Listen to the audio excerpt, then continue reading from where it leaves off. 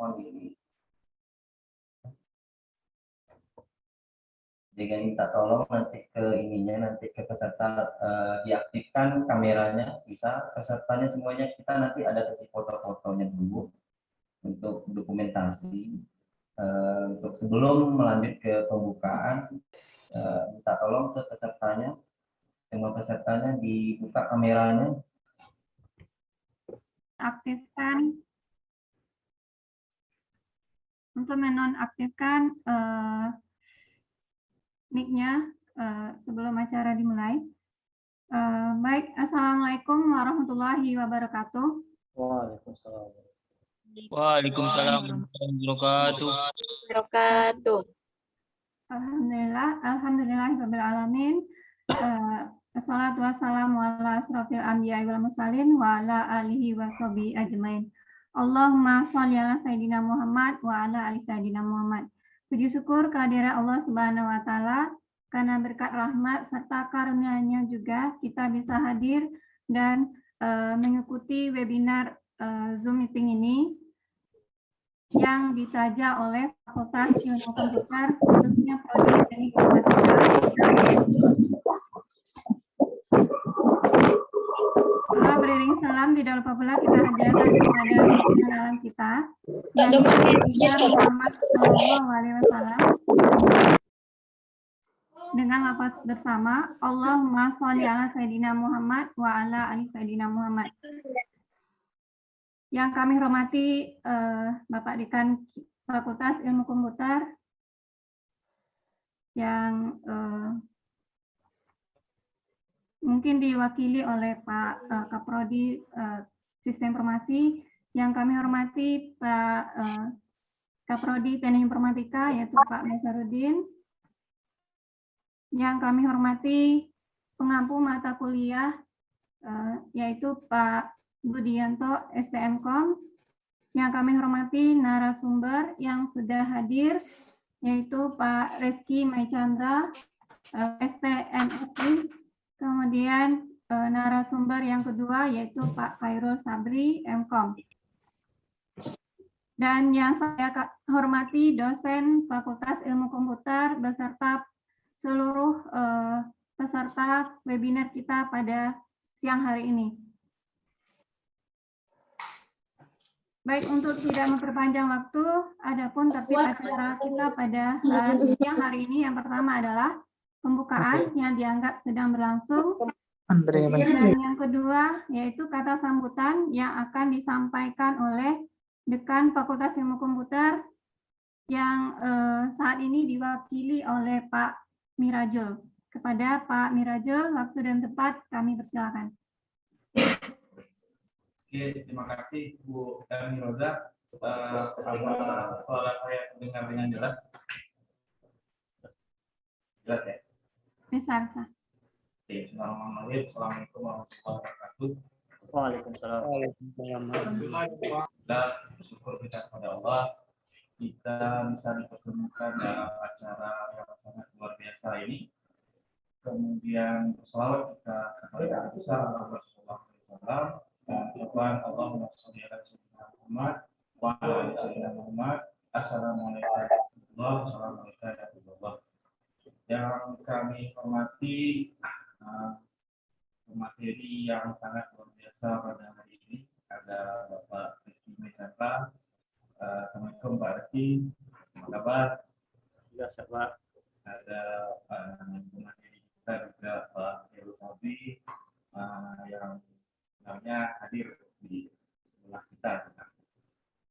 Kemudian juga yang kami hormati dosen-dosen selingkup Fakultas Ilmu Komputer Universitas Tasikmalaya, dan tentu juga yang kami banggakan teman-teman mahasiswa yang hadir pada saat ini. Menurut saya di sini mewakili Dekan Fakultas Ilmu Komputer karena beliau sedang ada halangan sebenarnya, seperti sedang ada halangan bisa mengikuti. Saya nggak tahu jadi halangan ini tadi apa ya? Ada acara keluarga dan beliau ingin mengikuti daring, tapi keadaannya karena di kampung sinyalnya agak kurang mendukung bisa melakukan tarik seperti ini. Menurut saya pribadi, acara webinar pada hari ini tentu sangat baik sekali, apalagi dengan temanya adalah indeks. Mana kita tahu sekarang indeks ini hal yang sangat berkembang sekali. Banyak sekali perusahaan-perusahaan besar yang tertarik untuk meng-hire-kan pekerja personal-personal yang memiliki kemampuan UX. Saya di kelas termasuk yang mengampu mata kuliah algoritma dan pemrograman. Di kelas saya selalu mengatakan seperti ini, teman-teman yang berkutat dengan computer science jangan terlalu takut, jangan terlalu khawatir jika tidak bisa jago atau mampu dalam coding. Karena ilmu computer science itu luas sekali. Bukan hanya masalah coding saja, bikin program saja, teman-teman bisa lakukan UX, macam UX, bisa diterapkan segala macam, bisa menjadi seorang analisis, bisa menjadi seorang yang paham di jaringan segala macam. Nah, mudah-mudahan dengan seminar kali ini teman-teman di mahasiswa bisa melihat ke kesempatan lain, bukan hanya di coding, karena saya pribadi melihat masih banyak sebenarnya hal-hal lain yang bisa dikerja dalam computer science. Begitu juga nanti dalam proses tugas akhir tentunya. Jadi tugas akhir tidak harus membuat program, Anda bisa melakukan bisa melakukan rancangan hanya terhadap suatu sistem atau suatu instansi. Jadi nggak dulu mengenai coding dalam ilmu computer science. Jadi dengan pembicara-pembicara yang luar biasa pada hari ini yang akan mengulik sangat dalam sekali nanti mengenai UX, saya harapkan teman-teman bisa melakukan gambaran yang baik nanti kepada dalam hal keilmuan UX yang merupakan salah satu keilmuan dalam computer science, sehingga nanti bisa menjadi pandangan teman-teman ke depannya untuk fokus dalam hal yang nanti. Itu saja dari saya harapkan ikuti seminar ini dengan sebaiknya untuk teman-teman, kemudian ambil ilmu yang relevan dari pengetahuan kita. Semoga kita dirahmati oleh Allah semuanya, sehingga kita bisa menjadi ilmu. Terima kasih. Saya ucapkan wabillahi taufiq hidayah. Assalamualaikum warahmatullahi wabarakatuh. Waalaikumsalam. Waalaikumsalam warahmatullahi wabarakatuh. Allah wabarakatuh.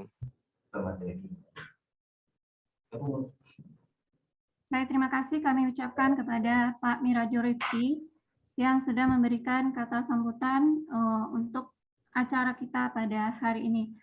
Acara selanjutnya yaitu materi yang akan disampaikan oleh Bapak Rizky Mai Chandra, STMSC, di mana acara materi ini akan dipandu langsung oleh Pak Budianto, STMkom. Kepada Pak Budianto, STMkom, waktu dan tempat kami persilakan. Assalamualaikum warahmatullahi wabarakatuh. Waalaikumsalam. Waalaikumsalam warahmatullahi wabarakatuh. Oke, selamat siang semuanya. Salam sehat selalu ya semuanya. Dan terima kasih Bu Erni telah memberikan arahan ke saya untuk kesempatan menjadi di sini. Dalam hal acara webinar kita di sini adalah basic knowledge UI dan UX. Kebetulan kita berada di sini dengan pemateri yang tepat, yang alhamdulillah dia jam terbangnya yang sungguh luar biasa gitu kan. Ya, kebetulan ini berbincang berawal dari hal ngobrol-ngobrol ya dalam chat gitu kan, ketemulah dia di Instagram dan ketemu jumpa lah ini satu angkatan gitu ya dari Universitas Islam Negeri Sultan Syarif Hasim yang dulu sama-sama kitanya kuliah dulunya gitu kan. Sekarang Bapak Rizky ini sudah fokus ke bidangnya ya gitu kan dalamnya. Dan untuk lebih jelasnya, nah mari kita lihat dari CV-nya beliau. Saya akan share CV beliau agar lebih meyakinkan. Ya. Oke, sebentar saya buka CV-nya. Nah, bisa terlihat semuanya? Bisa, Pak. Nah, ini namanya Rizky Mai Chandra. Oke. Oke, di sini dia adalah Bapak di sini adalah dosen dari Universitas Islam Negeri Sultan Qasim Riau, dan satu mater dulu dengan angkatan saya sendiri, gitu kan. Dan work experience-nya sini adalah sebagai UX researcher, konsultan, expert, and speaker. Yang pernah dilakukan Bapak ini adalah speaker training series Redatek 2001, speaker dari digital dari Creative Week DCW dari 2020, dan speaker in UIXD Pekanbaru 2019. Nah, di sini lebih ke fokusnya untuk profesionalnya. Nah, profesional ini Bapak ini adalah UI UX Design, System Analysis and Evaluation, dan IT Risk Assessment, Computer Programming, dan Microsoft Technology Associate Certified. Nah, dan untuk developernya sini adalah analis dari untuk software project. Nah, ini sejarah singkat dari untuk dari Master of Science-nya. Nah, ini Bapak ini menyelesaikan dari 2011 sampai 2013 di UTM, University Teknologi Malaysia. Oke, dan di sini S1-nya. Dan untuk lebih jelasnya, Bapak ini, nah ininya. Nah, lihat hal yang pernah dilakukan oleh Pak Rizky Mai Chandra ini, Nah, inilah ada kok, jika mau jumpa di Instagramnya cukup ketik dari M Reski ya di sini. Pasti akan jumpa dengan wajah Bapak yang ganteng ini. Ya. Ini dia kegiatannya, ada yang pernah dilakukan. Ya. Nah, dan sebelumnya dulu waktu 2001 udah pernah mengadakan dari UIN sendiri, mengadakan di sini adalah untuk kegiatan dari Predatek nih, untuk pembahasan pemanfaatan push user interface. Nah, jadi kita nggak salah untuk nah, untuk lebih jelasnya, untuk mengupas tuntas hal dari UX ya, UX experience. Nah, kita memohon kesudian dari Bapak dari Reski ini.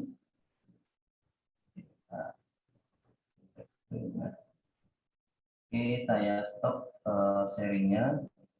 Oke, mohon dari kesudian dari Pak Reski Mai Chandra untuk memberikan semacam ilmu pengetahuan biar lebih mengenal lebih dalam ini. Sebenarnya mereka ini beli, makanya judulnya itu Basic Knowledge UX.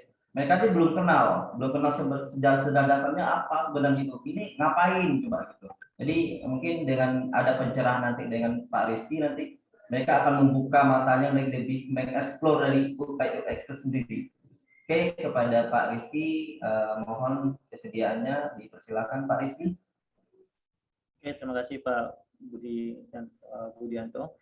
Saya share screen dulu ya. Oke. Sudah nampak Pak? Sudah jelas Pak, jelas. Oke. Kita mulai ya. Oke, assalamualaikum warahmatullahi wabarakatuh.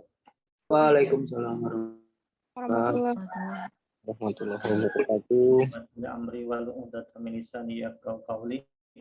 Oke, pertama sekali saya ucapkan terima kasih kepada ya ketua jurusan tadi ya yang mewakili dekan, dan juga kepada Pak Budianto yang telah mengundang saya ya secara khusus untuk webinar pada siang hari ini. Oke, mungkin kita tidak perlu ya kata pengantar atau yang lainnya. Mungkin kita langsung saja ke materi kita, yaitu belajar memahami konsep UX design. Nah, perkenalkan dulu, mungkin sudah dijelaskan tadi sama Pak Budianto ya, CV saya. Nah, ini cuma singkat aja. Nama saya itu Reski Mai Chandra, ya sering dipanggil Pak Reski ya, atau Pak Chandra juga sering-sering juga seperti itu. Oke, saya dari Information Engineering Department, yaitu jurusan Teknik Informatika ya, Prodi Teknik Informatika di UIN Suska Riau. Nah, di bawah Fakultas Sains dan Teknologi. Oke, kalau mau nanya tentang email saya ini bisa ya di sini, reski.chandra@uinsuska.ac.id. Oke, sebelum kita memulai tentang konsep dari UX design, mungkin saya menjelaskan dulu sebenarnya akar dari UX ini, UI UX ini itu sebenarnya dari yang namanya HCI, Human Computer Interaction. Itu konsep dasarnya. Nah, makanya kami di prodi teknik informatika UI ini itu ada 3 mata kuliah yang mendukung. Yang pertama yaitu ya IMK, interaksi manusia komputernya itu. Nah, fokus ke konsep dasar memahami bagaimana membuat interaksi antara komputer dengan si user. Nah, yang kedua itu ada mata kuliah namanya desain interaksi antarmuka. Itu lebih ke interface-nya, ya itu kalau saya bahas lebih ke UI-nya istilahnya. Tapi lebih ke UI-nya, user interface, membahas bagaimana membuat interaksinya seperti apa, mendesainnya seperti apa. Nah, yang terakhir itu ada mata kuliah pilihan. Ini boleh diambil, boleh tidak. Itu khusus kepada UX design. Nah, nanti di slide akhir itu ada channel YouTube-nya kuliah saya namanya Kuliah UX Design. Itu hasil dari project yang telah dilakukan oleh student saya. Oke, untuk tidak mempersingkat waktu ya. Oke, pertama saya ingin menanyakan dulu. Apakah UX sama dengan UI? Nah, itu dulu sebenarnya yang ada jadi konsep kita dulu dalam memahami UI UX itu ya. Karena gini, karena kebanyakan juga mahasiswa saya juga bertanya, Pak, apakah UI itu sama nggak dengan UX, Pak? Apakah beda? Apakah gimana gitu? Nah, sebenarnya yang perlu kita pahami, UI itu adalah bagian dari UX-nya. Jadi, dikatakan sama? Tidak. Nah, kenapa? Nah, itu karena ada faktor yang mempengaruhinya. Ya, pertama, bisa melihat dari ini. Nah, ini mungkin Anda semua pernah lihat, ini saya dapat sumber dari Google ya. Mungkin Anda semua pernah melihat gambar seperti ini. Yang bagian ininya ada namanya UX, ya, User Experience. Nah, di sini ada namanya UI Design. Nah, di sini kita bisa melihat ada sesuatu yang kontra antara UX dan UI. Nah, bagaimana seorang yang mempunyai experience dalam berjalan, ya dia ingin menjalan itu bukan ke arah sini, tapi konsepnya ke arah sini. Nah, dia experience-nya. Nah, sebelum saatnya kita membuat sebuah user interface yang sebagus ini, pakai keramik ya, pakai papling board gitu ya, udah bagus nih dibuat jalannya daripada yang ini. Tapi pertanyaannya, apakah yang udah kita desain bagus-bagus, UI-nya bagus, tapi digunakan nggak sama si user? Tidak kan? Nah, disinilah letaknya. Jadi UI itu untuk lebih memperbaguskan sebuah rancangan interaksi. Nah, di sini pengalaman dari si usernya. Jadi kita harus menggabungkan bagaimana sebelum kita membuat sebuah jalan yang seperti ini, kita lakukan dulu yang namanya user experience. Kita melihat experience-nya pengguna itu kemana. Nah, seandainya kita udah tahu, udah melakukan yang namanya riset tadi, kita akan membuat jalan yang bagus ini ke sini. Jadi nggak perlu kita buat yang gini. Kita buatnya jalan yang bagus ini di sini. Jadi orang akan menggunakan jalan tersebut. Karena ini udah hilang rumputnya ya, karena orang lebih suka berjalan ke sini daripada dia harus membelokkan ke sini. Nah, itulah sebuah permasalahan yang harus kita pahami dari pengetahuan kita perbedaan antara UX dan UI.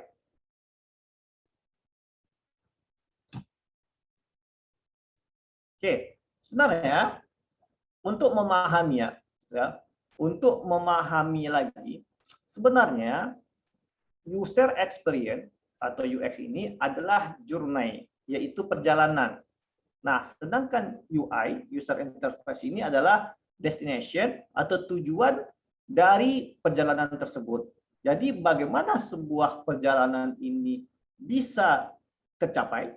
Nah, kita harus mempunyai yang namanya tujuan. Ya, tujuannya apa? Yaitu sebuah interface. Nah, itu jadi inilah bagaimana kita untuk menyelesaikan masalah dari seseorang user. Nah, bagaimana tujuan bisa untuk menyelesaikan masalah itu, kita butuh yang namanya UI. Nah, jadi UI ini adalah tujuan dari UX tersebut. Nah, itu dia. Jadi tujuan UI ini adalah tujuan nantinya dia bagaimana perjalanan yang ingin dirasakan oleh si user itu bisa tercapai. Makanya ini saling ketergantungan antara UX dan UX. Dia tidak bisa dipisahkan, tapi dia digabungkan. Nah, makanya bisa menghasilkan nanti sebuah ya interaksi yang bagus ya. Mungkin kita sudah pernah merasakan ya bagaimana kita menggunakan aplikasi Gojek. Nah, itu salah satu yang juga menggunakan UI. Nah, di sini kita bisa melihat lagi ya perbedaan antara UI dan UX design itu lebih kalau UX ini seperti kita membuat sebuah kerangka rumah. Ya, bagaimana intinya kita melakukan yang namanya riset. Ya, riset bagaimana kita membangun rumah yang kokoh, yang nanti enak ditempati oleh user. Nah, arsitektur terhadap kontennya nanti gimana buat jendela yang bagus, pintu yang bagus. Nah, itu kita udah buat kerangkanya. Nah, juga ada creation pada set map dan elemennya. Bagaimana kita bisa nanti menyatukannya. Nah, bagaimana yang udah kita buat kerangka yang tadi itu udah bagus, udah kokoh, udah yakin kita ini udah benar, tidak ada masalah lagi, barulah kita kasih dia sebuah atapnya, kita kasih catnya, kita kasih pintunya yang bagus. Nah, itu seperti apa. Nah, UI itu lebih kepada visual dan kreatif dan bagian dari inspirasi. Jadi, inspirasi bagaimana kita melihat konsep yang udah kita bangun tadi itu menjadi lebih bagus. Nah, kita gunakan apa? Kita gunakanlah dia kasih atap, kita kasihlah dia pintu agar orang bisa membuka. Kita kasihlah jendela atau ventilasi supaya dia bisa masuk udaranya. Nah, itulah konsep dari UI UX. Jadi kita buat konsepnya yang benar, nanti bagaimana seorang UI ini bisa membuat kreativitas secara visual, bagaimana interaksi itu lebih seolah-olah nyata yang benar-benar dengan experience-nya si user. Makanya ini adalah tujuan dari perjalanan tadi yang saya bilang. Nah, kita bisa melihat ya bahwa UX ya itu banyak bagian variabel ya. Variabel saya menyatakan ini variabelnya atau faktor-faktor yang bisa mendukung dalam pembuatan UX maupun UI. Nah, di sini kalau di bagian UX ya, di bagian UX itu lebih kepada kita melihat terhadap personasnya. Nanti kita akan bahas ini personas itu seperti apa. Nah, personas user itu seperti apa? Kita melihat dari biodata dia. Nah, juga kita bisa melihat dari user stories. Ya, kita bisa melihat dari cerita user, pengalaman dia terhadap permasalahan yang harus kita selesaikan nantinya. Nah, yang selanjutnya itu ada namanya user research. Nah, ini yang paling penting dalam UX ini ada namanya user research. Kita harus merisetkan user karena objek yang mau kita lakukan dalam konsep UI UX itu adalah user, berfokus kepada user yang istilahnya disebut dengan based on user. Nah, bagaimana kita melihat hasil udah konsep kita itu benar? Kita bisa melakukan yang namanya testing usability. Jadi kita akan melihat dari segi kebergunaan. Apakah konsep yang udah kita tanamkan, udah kita bangun ya di dalam UX ini udah benar apa tidak? Bagaimana caranya nanti itu kita membuat namanya. Jadi yang menghubungkan antara UX dan UI itu ada namanya wireframe. Wireframe atau istilahnya dengan ya prototype ya, baik itu low fidelity maupun high fidelity. Ya, pernah Anda mungkin belajar di IMK ya, itu pernah membahas masalah wireframe. Nah, pada UI ini itu hanya membahas masalah layout-nya, hasil dari ini misalnya dia mau menggunakan supaya masuk dia ke sistem itu dia harus ngapain, harus login. Di sini kita membuat layout login. Bagaimana kita membuat visual design yang bagus itu seperti apa? Nah, lakukan apa? Branding, bagaimana nanti yang tampilan kita bagus itu lebih memudahkan user dalam penggunaan UX tadi. Nah, ini dia. Nah, elemen dari user experience, nah ini bisa Anda lihat sendiri ya, ini udah profesi ya, profesi-profesi yang ada di dalam dunia digital atau dunia ya bisa dikatakan ya UI UX juga ya. Nah, di sini ada elemen namanya strategi, scope, structure, skeleton, dan survive. Nah, di sini kita bisa melihat bahwa pada strategi ini, ya, ini lebih kepada user need, apa yang user butuhkan, project goal, tujuan dari project ini seperti apa. Kalau scope ini kita lebih kepada spesifikasi fungsionalnya, content requirement-nya, dari analisisnya. Nah, pada structure, ini kita bisa melihat pada information arsitektur yang akan kita berikan kepada user, dan user flow-nya seperti apa. Saat user mau melakukan ini, dia akan kemana lagi, itu sudah jelas. Dan juga skeletonnya itu lebih pada wireframe dan interaction design-nya. Nah, survive ini pada visual design dan animasi. Nah, dari sini kita bisa melihat bahwa UX researcher, nah di bagian ini ya, bagian dari profesi dalam dunia UI UX itu ada namanya UX researcher. Nah, saya berada di sini, fokusnya ke sini, dan juga UX design. Tapi saya lebih pada ke researchernya, karena ini yang paling fondasi pertama. Nah, bagaimana nanti seorang UX researcher inilah untuk mendapatkan masalahnya, membuat content requirement, dan juga melakukan user flow. Nah, dari sini juga dibantu oleh UX designer, yaitu interaction designer. Nah, untuk yang UI designer, UI copywriting, atau UX writing, graphic designer, maupun UX engineer, ada juga nama UX engineer, itu lebih kepada, kalau yang di skeleton sama survive ini yang ada wireframe dan visual ini, itu lebih kepada UI designer maupun UX copywriter.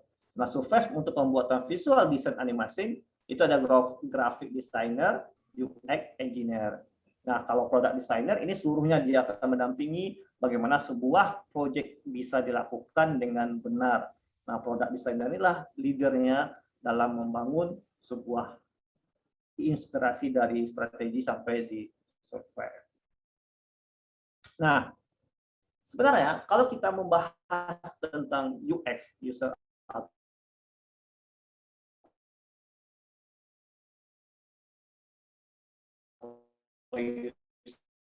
experience, itu yang penting apa yang user lihat di dalam sini dan apa yang user rasakan atau feel ya apa yang dirasakan user dalam penggunaan aplikasi, dan juga usability ya, kebergunaan, apakah dengan menggunakan sebuah produk hasil user experience itu berguna apa tidak.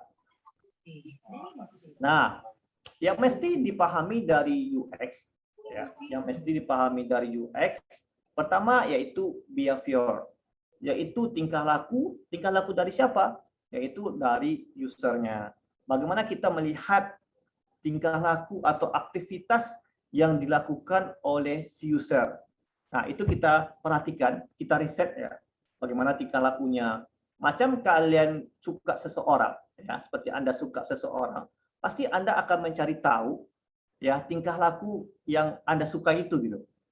Nah, dari dia bangun pagi itu, dia kerjanya ngapain, dia bangun jam berapa, nah setiap hari itu dia mau pergi kemana, jam segini dia apa, Anda akan pasti tahu. Nah, disinilah behavior, kita akan melihat tingkah lakunya seperti apa. Lanjut kepada feeling, perasaan. Nah, kita harus melihat juga bagaimana yang dirasakan oleh si user. Itu bisa kita melihat apakah dia merasa senang atau merasa tidak suka. Nah, kita akan melihat atau merasa, wah, memang sesuai dengan ekspektasi dia. Nah, kita harus memahami user dari segi feeling ini. Nah, experience, pengalaman dari user. Nah, ini yang seperti yang tadi user story. Kita akan melihat, mendalami, dan memahami bagaimana pengalaman dari user itu. Jadi dengan kita bisa mengetahui pengalaman dari user, kita akan melihat dan mendapatkan problemnya, masalahnya di mana. Nah, itu kita harus bisa memahaminya. Nah, yang keempat yaitu kita memahami yang namanya mental model user. Nah, mungkin di sini Anda semua sudah mempelajari ya di IMK atau ya di HCI ya, memahami masalah mental model user. Nah, kita harus memahami bagaimana mental model user kita seperti apa. Karena kebanyakan ini mental model user kan orangnya yang panikan. Nah, kalau seandainya orang yang panikan, kita membuatkan sebuah rancangannya seperti apa, desainnya seperti apa, atau yang seandainya dia seperti dia pergi naik lift gitu, sembarang tekan-tekan aja, tapi salah karena dia panik gitu. Nah, itu bagaimana? Nah, seandainya ada sebuah yang tidak respon, nah gimana kita harus bisa memahaminya gitu. Jadi kita harus melihat mental model user kita tuh seperti apa gitu. Apakah dia orang panikan, apakah dia orang yang cemas, seandainya tekan ini nggak keluar, gimana ini gitu. Makanya kita harus bisa melihat dari mental model user. Nah, seperti ini kita bisa melihat ya, ini sebuah device ya, orang mau melakukan sebuah interaksi ya, ini tidak diketahui ini apakah di ATM atau melakukan sebuah interaksi ya dalam mesin ini. Nah, yang paling penting kita melihat dalam sebuah dia berinteraksi ya dengan namanya mesin atau ya komputer lah gitu ya. Nah, apa yang dilakukannya? Behavior itu lakukan, berarti dia menggunakan yang namanya tangan atau jari ya untuk melakukan aktivitas tingkah lakunya. Nah, di sini kita bisa melihat dari hal apa yang dilihatnya dan apa yang didengarkannya. Mungkin misalnya ada suara, masukkan PIN Anda misalnya, itu yang terdengar. Jadi kita lakukan. Nah, juga ada namanya thinking framing, dia akan memikirkan, seandainya dia suruh memasukkan PIN misalnya, otomatis dia akan menekan 1, 2, 3 dan lain-lainnya. Nah, feeling ya yang dirasanya feelingnya itu motivation, bahwa dia akan ini, lakukan ini, dan dia tidak akan lakukan ini. Nah, seandainya terjadi error, itu saya bilang tadi mental model berikan sebuah pesan bahwa ini error dan bisa melakukan ini. Nah, harus berikan petunjuk, jangan hanya sebatas ya experience mental modelnya panik, tapi Anda biarkan aja dia. Nah, itu salah. Nah, itu yang sering kita lakukan. Nah, sebelum kita membahas ke dalam problem solving ala UX designer ya. Ini dari teman saya ya, Yosuki. Nah, dia di sini kita bisa melihat bahwa dia membagi ke dalam dua bagian, yaitu terhadap problem dan juga terhadap solution. Nah, di sini kita bisa melihat bahwa dalam merancang sebuah UX itu, yang kita butuhkan yaitu problem dan kita berikan dia solution atau solusi ya. Nah, apa yang mesti kita lakukan? Yang pertama kan kita tidak tahu nih, kita mau buat produk apa. Nah, kita harus yang lakukan seperti ini. Kita lakukan riset ya, yaitu melakukan discover ya untuk mencari tahu apa empatisnya ya. Nah, ingin kita lakukan yaitu lakukan riset untuk memahami unmet needs ya. Unmet needs ini yaitu kebutuhan yang tidak terpenuhi oleh si pengguna atau user. Jadi kebutuhan yang tidak terpenuhi ini kita lihat. Ya, bagaimana caranya supaya kita tahu bahwa kebutuhan yang dialami oleh user ini tidak terpenuhi, yaitu kita bisa melakukan yang namanya empathize. Empathize ini yaitu empati, bagaimana kita bisa mendekati si user ini. Baik itu kita bisa lakukan nanti ada namanya model wawancara atau observasi, atau kita bisa terjun langsung ke dalam kegiatan dia. Ya, ke dalam kegiatan dia, kita akan melihat bagaimana dia melakukan ini. Nah, dari sana kita bisa mendapatkan, oh iya, dia kesulitan di sini, kesulitan di sana. Nah, itu kita bisa membuatkan sebuah catatan. Nah, catatan itu nanti ke dalam define ya. Dalam define yaitu bagaimana nanti kita mendefinisikan problemnya, masalahnya. Nah, bagaimana? Dengan find the right problem, dengan mencari masalah yang benar. Mencari masalah yang benar itu seperti apa? Yaitu melakukan sintesis hasil riset kalian. Dalam artian kita sudah melakukan baik itu wawancara, kita melakukan observasi, kita mengikuti langsung ke dalam lingkungan dia. Nah, kita catatlah hasil, kita definisikanlah masalah-masalah yang kita dapatkan tadi. Nah, sudah dapat kita definisi masalah yang harus diselesaikan, ya kita berikan dia solusi. Nah, disinilah inti dari ide kita untuk melakukan sebuah solusi kepada user, yaitu dengan develop ide, dengan mengembangkan sebuah ide, ya baik itu desain solusi dari hasil riset ke dalam sebuah konsep desain user flow. Berarti kita udah mengkonsepkan masalah ini, kita arahkan nanti kalau seandainya user mengalami ini, apa yang akan dilakukan. Kalau masalah seandainya dia mengklik ini, apa yang akan terjadi. Nah, itu dalam bentuk user flow. Nah, ide apa yang kita cantumkan misalnya seperti ide. Bagaimana kalau kita kasih seperti yang aplikasi Gojek? Bagaimana kita menentukan antara jarak sini sama itu? Oh, kita bisa menggunakan GPS atau Google Maps dalam di aplikasi agar dia bisa melihat jarak antara dia berdiri sampai kepada tujuan dia itu seperti apa. Nah, langsung masuk kepada deliver, yaitu dalam pembuatan ide tadi kita terjemahkanlah ke dalam konsep bentuk prototipe yang dites kepada pengguna, yaitu prototipe. Kita buatlah prototipe. Nah, disinilah letak UI-nya. Nah, ya, jadi hasil dari kita mendevelop, kita buat sebuah hasil UI-nya. Dalam arti prototipenya UI-nya supaya bagus dikasih warna ini. Kalau dia peringatan dikasih warna merah. Nah, itu ya. Kalau dia sukses misalnya dikasih warna hijau atau yang lainnya. Nah, itulah peran dari UI nanti dalam prototipe itu. Nah, selesai kita membuat prototipe, makanya kita lakukan testing. Kita cobakan kepada user, apakah hasil rancangan prototipe berdasarkan hasil UX kita tersebut itu udah benar apa tidak. Nah, ini banyak lagi ya, yang metode dari testing ini juga ada gitu ya. Salah satunya saya cuma bisa berikan karena tidak fokus ke sana, itu bisa menggunakan pakai SUS ya, sistem usability skala. Itu bisa Anda cari sendiri. Oke. Nah, bagaimana cara mencari masalah dalam user experience ini? Nah, sebenarnya kalau untuk mencari masalah bisa Anda lihat kepada produk aplikasi sistem. Apakah Anda ingin melihat daripada produk aplikasi sistemnya atau melakukan redesign aplikasi atau sistem. Nah, di sini pernah saya jelaskan juga ya di webinar di mana saya pun lupa. Di webinar ini dia menjelaskan bahwa nanti saya jelaskan bahwa seandainya Anda melakukan sebuah review terhadap aplikasi ya, aplikasi ini yang Anda rasakan itu kok susah ya dalam memahaminya gitu. Nah, Anda bisa melakukan sebuah project dengan meredesain aplikasi yang sama atau membangun aplikasi yang baru yang jadi kompetitor dalam aplikasi tadi.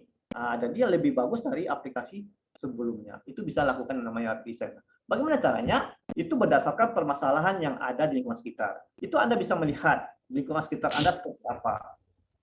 Nah, si A ini masalahnya ini loh, kesulitan dalam melakukan penjualan misalnya. Ya, kita bisa membuat aplikasi jual beli online seperti itu. Nah, si A itu gimana ya? Susah untuk mengirim ininya. Bisa kita buatkan aplikasi mengirim barang atau berdasarkan permasalahan yang dialami sendiri. Seperti saya tadi dalam penggunaan aplikasi banyak kesulitannya. Bagaimana saya membuat aplikasi yang baru yang mungkin sesuai dengan user experience-nya. Nah, itu dia masalah. Nah, coba Anda lihat sebanyak apa yang ada di Play Store. Aplikasinya banyak sampai ratusan ribuan. Tapi yang berguna itu hanya sedikit. Kenapa? Karena dia tidak meriset ya dalam hal itu sesuai tak dengan experience ya, pengalaman atau kebutuhan dari si user. Nah, itu yang sering terjadi. Nah, berdasarkan pengalaman menggunakan sebuah sistem atau aplikasi dan juga berdasarkan review aplikasi yang sejenis atau kompetitor, bisa Anda melakukan review. Nah, seandainya Anda mereview, dapat Anda masalahnya, itu yang Anda akan kerjakan. Nah, itulah cara untuk mencari masalah dari user experience. Nah, mungkin ada teknik ya, mungkin ada teknik juga yang pernah Anda gunakan. Ya, ini hampir sama orang melakukan riset itu juga ada. Yang pertama itu bisa melakukan namanya user interview. Nah, seorang UX design atau UX researcher lebih banyak menggunakan teknik interview. Kenapa? Daripada dia melakukan namanya observasi. Bukan observasi, kuesioner. Ya, itu lebih suka menggunakan yang namanya user interview. Kenapa? Karena untuk mencari masalah, ya dia langsung melakukan validasi ke usernya. Dia langsung bertanya. Kalau kita melakukan kuesioner, kadang-kadang untuk mendapatkan masalah itu, itu sulit karena dia sembarang aja checklist sudah ini tidak serius. Nah, kalau kita bisa melakukan interview, kita akan melihat langsung apa yang dirasakan oleh si user tadi. Nah, wawancara memungkinkan kita mendengar cerita langsung tentang pengalaman dia, experience dia, pola pikir dan tindakan pengguna. Nah, kenapa saya sarankan dalam mencari sebuah masalah, dalam ingin membangun sebuah produk atau aplikasinya, itu kita menggunakan yang namanya user interview. Nah, juga bisa kita lakukan yang namanya percakapan 4 mata dengan user ya, dalam mengungkap kisah langsung dia, frustasi dia, kebutuhan apa yang dibutuhkannya gitu. Dalam hal untuk membantu dia agar masalah yang dihadapi dia itu selesaikan. Ya, seperti kalian bisa tahu masalah aplikasi Gojek itu yang mungkin dalam artian dia kesulitan untuk mendapatkan ojek, dan ojek ini juga kesulitan untuk mendapatkan si penumpang hanya duduk hanya di pengkolan. Nah, dengan adanya aplikasi dia kemana-mana pun itu bisa mendapatkan penumpang, dan juga si user yang membutuhkan tukang ojek ya dengan duduk aja dia nggak perlu pergi ke pengkolan sana untuk mendapatkan tukang ojek. Nah, itu juga bisa kita lakukan dengan melakukan wawancara kepada tukang ojeknya atau pada user. Nah, itu salah satu case-nya. Mungkin Anda bisa melakukan wawancara kepada beberapa user atau kelompok user yang menurut Anda akan mendapatkan masalah di sana. Nah, misal pada pertanyaan yang luas seperti ini, beritahu saya pendapat Anda tentang produk atau layanan seperti ini. Nah, dengan Anda mengetahuinya, ya, beritahu saya pendapat Anda, jadi Anda akan melihat, mendengarkan apa yang terdapat dari si user itu seperti apa. Nah, mungkin salah satu pertanyaan yang seperti ini bisa Anda lakukan. Atau Anda juga bisa melakukan namanya field study, baik itu melakukan survei atau melakukan observasi. Nah, ini ada caranya dengan mengamati pengguna dalam elemen mereka sendiri ya, lingkungan mereka sendiri. Sangat penting untuk mengungkap permasalahan dan memverifikasi apa yang pelanggan katakan atau inginkan. Ini saya contohkan gambar di sini, itu pada aplikasi Tribun News. Misalnya, ini pernah juga sama kayak teman saya juga membahas ini. Nah, dia melihat dari segi komentarnya. Kita juga bisa mendapat masalah dari sini ya. Dengan melihat bintang ini ya, bintang 1 ya, penilaian dia 1 sampai 5, kita bisa terbantu juga dalam mendapatkan masalah. Nah, misalnya seperti ini, saya ini mau baca berita bukan iklan, berarti dia masalahnya tentang iklan. Atau Tribun Talk, isinya iklan saja, nggak bisa dibaca. Nah, kamu iklan tutup aja. Seperti ini, poinnya 1. Nah, judul berita kecil, berarti size-nya kecil, sakit mata membacanya. Nah, dari sini kita bisa mencatat apa masalah-masalah yang didapatkan dari komentar yang ada di aplikasi Tribun News ini. Juga membantu. Nah, bisa juga dari sini. Nah, bisa juga Anda buat dalam bentuk diary study ya, atau studi buku harian dengan cara memungkinkan pengguna untuk mendokumentasikan perilakunya, pikiran, dan emosi mereka dari waktu ke waktu, sehingga kita dapat memahami berbagai perjalanan pengguna. Jadi kita bisa membuatkan seperti ini. Dalam bentuk ini ya, kita bisa membangunnya, membuat studi, mungkin si A melakukan ini dari ini, kita melakukan ini, kita melakukan ini. Nah, kita bisa melihat bagaimana dia, perilaku dia seperti apa, pikiran dia seperti apa, emosi dia seperti apa yang harus dilakukan. Kita catat. Nah, nanti kita bisa jadikan sebuah definisi masalah yang nantinya kita bisa selesaikan dengan sebuah solusi. Nah, atau Anda semua bisa menggunakan yang namanya competitive analysis. Nah, evaluasi kompetitif memungkinkan kita untuk mengukur pengalaman kompetitif dan mengidentifikasi kekuatan dan kelemahan pengguna. Nah, seperti ini. Bisa geser sedikit, Kak. Panas ini. Ada aplikasi ya, beberapa aplikasi. Nah, kita bisa melihatkan baik ini apa, lebih kepada apa ya, bisnis travel gitu ya. Nah, kita bisa kita buat baik itu flight, card, hotel, atau banding chef, multiple dan lainnya. Nah, dari sini kita bisa melihat apa kelebihan dan kekurangan. Kita suruh si user untuk melakukan penilaian terhadap ini, terhadap beberapa aplikasi ya. Bisa beberapa aplikasi travel yang menggunakan ini, bisnis travel. Nanti kita lihat apa tanggapan dari si user itu. Oke, dia sama flight, bisa dia bisa rental mobil, tapi ini keduanya dan personal cars misalnya tidak sesuai. Atau bisa Anda buat dalam bentuk ini, ya bisa senyum, ya smile atau marah atau biasa saja dan lainnya.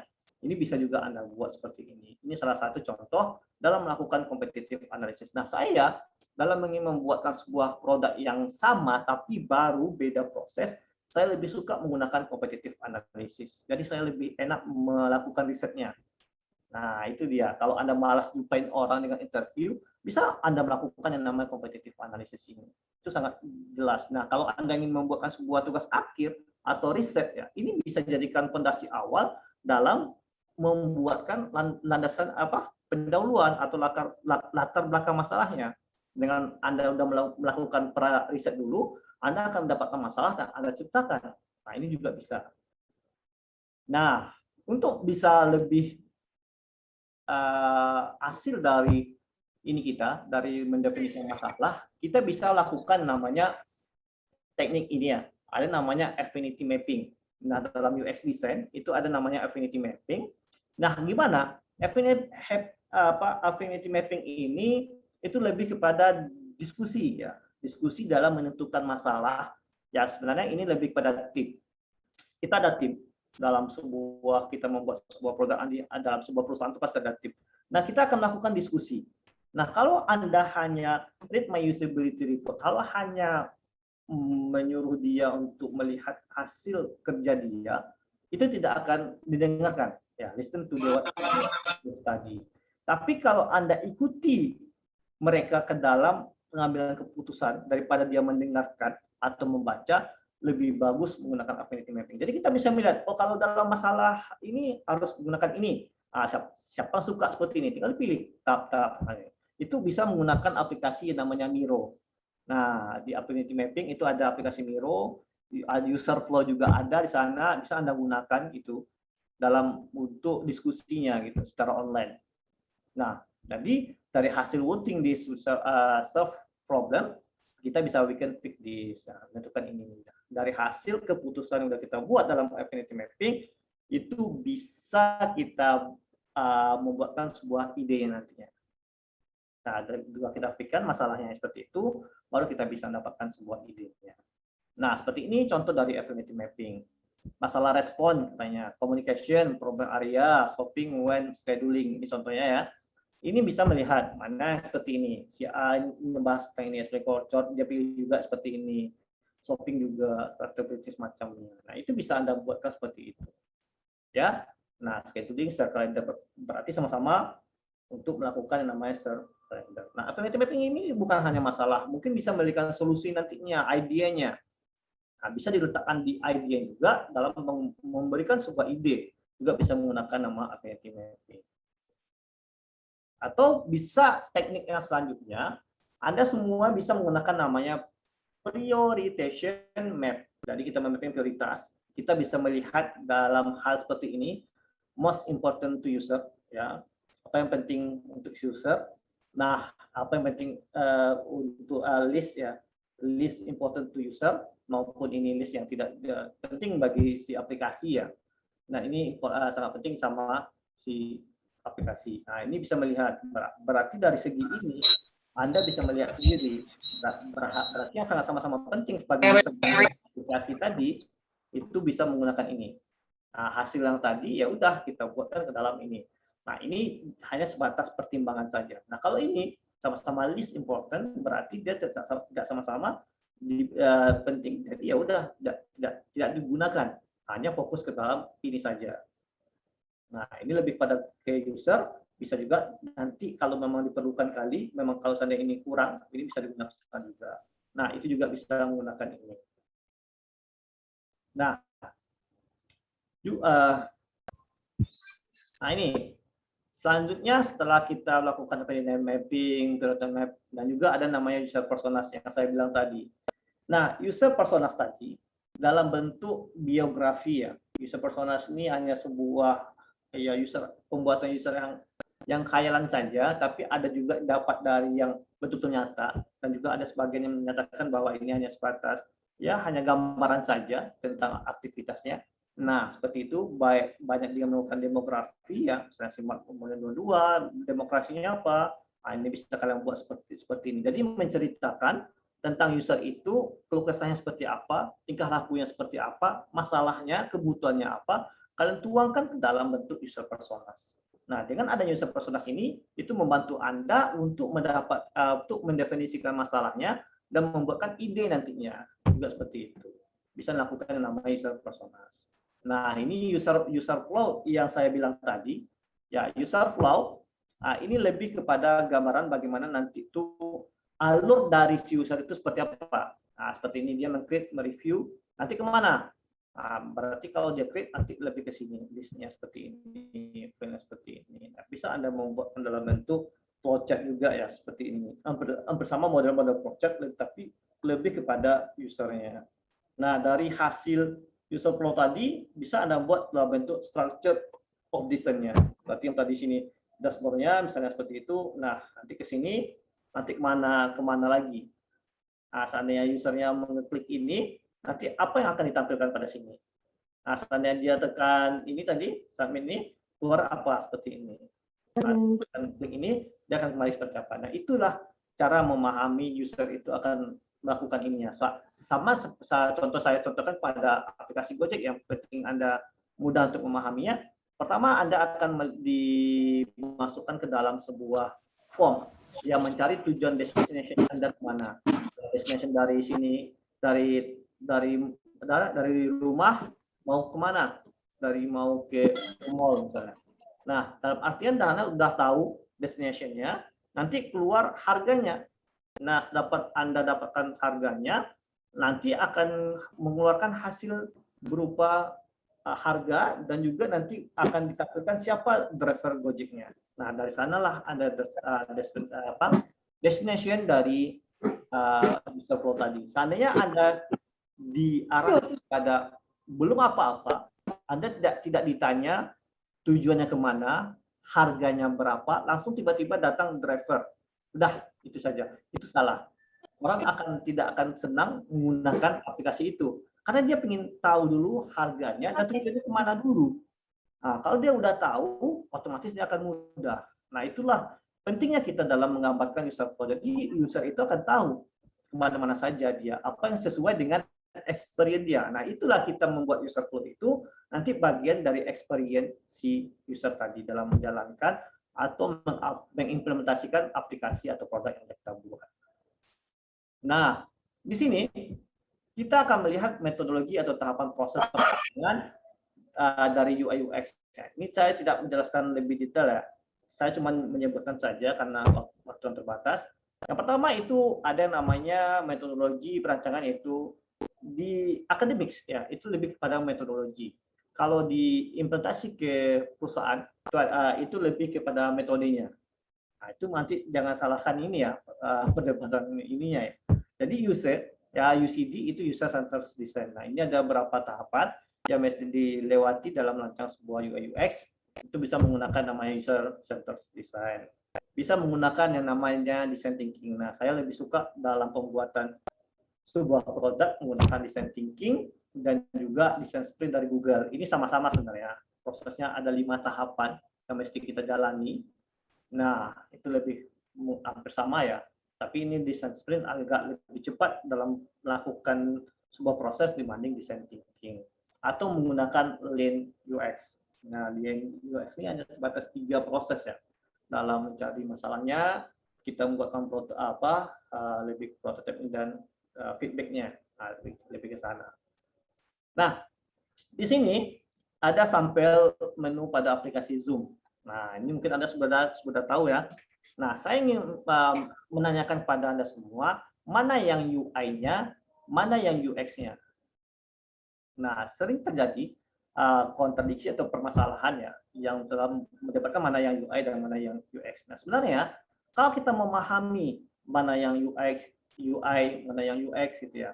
Nah, pada sini yang UX-nya itu kita melihat apa requirement yang dibutuhkan oleh si user. Nah, apa yang memang betul-betul si user butuhkan. Ya, seperti ini yang dipenuhinya. misalnya saya ingin buka kamera, karena dalam aplikasi Zoom kan sebuah meeting itu perlu namanya video. Nah, buat video, join menggunakan suara, ada ini. Dan saya ingin melihat berapa partisipan yang ada, misalnya seperti itu. Nah, misalnya di sini buatkan seperti ini. Saya juga bisa melakukan chatting dan juga share screen, misalnya seperti itu. Share screen, saya ingin melihatkan hasil presentasi saya dalam aplikasi Zoom, lebih karena presentasi. Nah, juga pada record.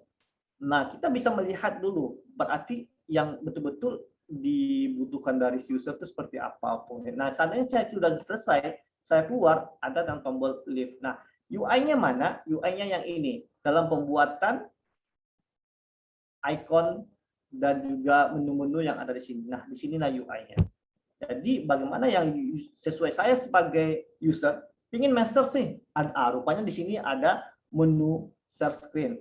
Nah, pas saat udah saya share screen, berubah warnanya warna hijau. Nah, ini menunjukkan bahwa saya udah melakukan share screen, misalnya seperti itu. Nah, saya ingin keluar loh, gitu kan. Nah, usernya ini. Nah, berikan dia tujuan untuk agar dia bisa keluar. Nah, kita buatkanlah tampilannya warnanya merah, ada tulisannya leave. Ya udah, tekan ini keluar. Atau saya ingin melakukan record, ya, merekam hasil meeting saya, misalnya seperti itu. Ya, kita buatlah sebuah user interface-nya, yaitu record yang ada di sini. Nah, bagaimana kita mengetahui menu-menu ini ada? Ya udah, kita lakukan yang namanya user experience, riset, melakukan permasalahan yang dibutuhkan. Nah, makanya saya bilang tadi, konsep yang tadi itu betul-betul kita melihat dari kebutuhan si user seperti apa. Terpenuhi apa? Seandainya saya ingin lakukan screen misalnya, atau saya ingin merecord, tapi di sini tidak ada, berarti aplikasi ini tidak sesuai dengan experience saya. Nah, bagaimana misalnya kalau membuat rancangan tidak ada record? Nah, Anda coba kasih kepada user, nanti user akan mencoba ya, oh berarti saya ingin merecord, di mana recordnya gitu kan. Oke, kita catat itu sebagai feedback yang harus kita tambahkan dalam aplikasi. Ya udah, kita catat, nanti kita bisa melakukan lagi dengan merancang prototipe yang menambahkan record di dalamnya. Udah, kita membuat rancangan ini. Nah, bagaimana sebuah produk itu bekerja? Nanti ada bagian pemrograman. Ya udah, orangnya sudah selesai kita membuat desain di Figma ya, maupun di Adobe XD ya. Itu nanti lebih pembahasannya ke UI ya. Sudah selesai hasil rancangan yang tadi udah benar, tinggal kita kasih sebagai programming untuk membuatkan aplikasinya yang akan nanti digunakan, dan nantinya kalau sudah selesai bisa di launching. Nah, itu bisa digunakan pada user. Nah, itu dia untuk memahami konsep dari UI UX. Nah, quote yang bisa saya sampaikan pada webinar kali ini, yaitu kita membangun atau mendesain produk, aplikasi atau software untuk memastikan bahwa kita menyelesaikan masalah yang benar-benar ada dalam kehidupan orang. Jadi kita betul-betul dapat menyelesaikan masalah bagi kehidupan orang itu si user dalam menggunakan produk aplikasi nantinya. Oke, sampai sekian. Mohon maaf kalau ada salah-salah kata. Nah, bisa Anda follow my Instagram saya, yaitu MC Reski, atau subscribe YouTube saya, ada kuliah UX Design. Oke, terima kasih. Mohon maaf atas kekurangannya. Saya serahkan kepada moderator Pak Budianto. Terima kasih ya Pak Reski. Ya, ini ya luar biasa, singkat, padat, dan jelas. Jadi sudah tergambar, tercover jadinya di sini dari apa bedanya UI dan UX gitu kan. UX itu pengarahnya kemana gitu kan, dan UX UI itu pengarahnya kemana. Jadi mereka itu bukan satu-satu dan berbeda gitu kan. Kita udah beda. Jadi udah nampak kotaknya ini kotak A, kotak UI, dan ini bagian dari UX. Nah, untuk bagi adik-adik, bagi teman-teman, bagi saudara yang ingin lebih detail lagi, menggali lebih dalam lagi, itu bisa kontak dengan Pak IG-nya. Nanti ada IG-nya, ada dari tonton dari YouTube-nya yang membahas mengkhusus dari UX tersendiri. Nah, selanjutnya ini. Di sini kan udah dapat gambarannya beda dari antara UX dan UI-nya. Nah, di sini mungkin ada bagian dari teman-teman atau adik yang ingin lebih bertanya kepada narasumber, silakan raise hand. Dengan 3 pertanyaan saja cukup, karena mengingat dan menimbang, karena waktu juga, gitu ya. Dan untuk absensi, ya mohon maaf nanti pada sesi terakhir baru kita akan berikan absensinya dan lengkap nanti langsung otomatis sertifikatnya yang ditandatangani langsung oleh narasumber dan dekan dari narasumber semuanya. Oke, jadi silakan bertanya, raise hand. Untuk bertanya, raise hand, silakan. Atau dari dalam chat. Nah, kolom chat.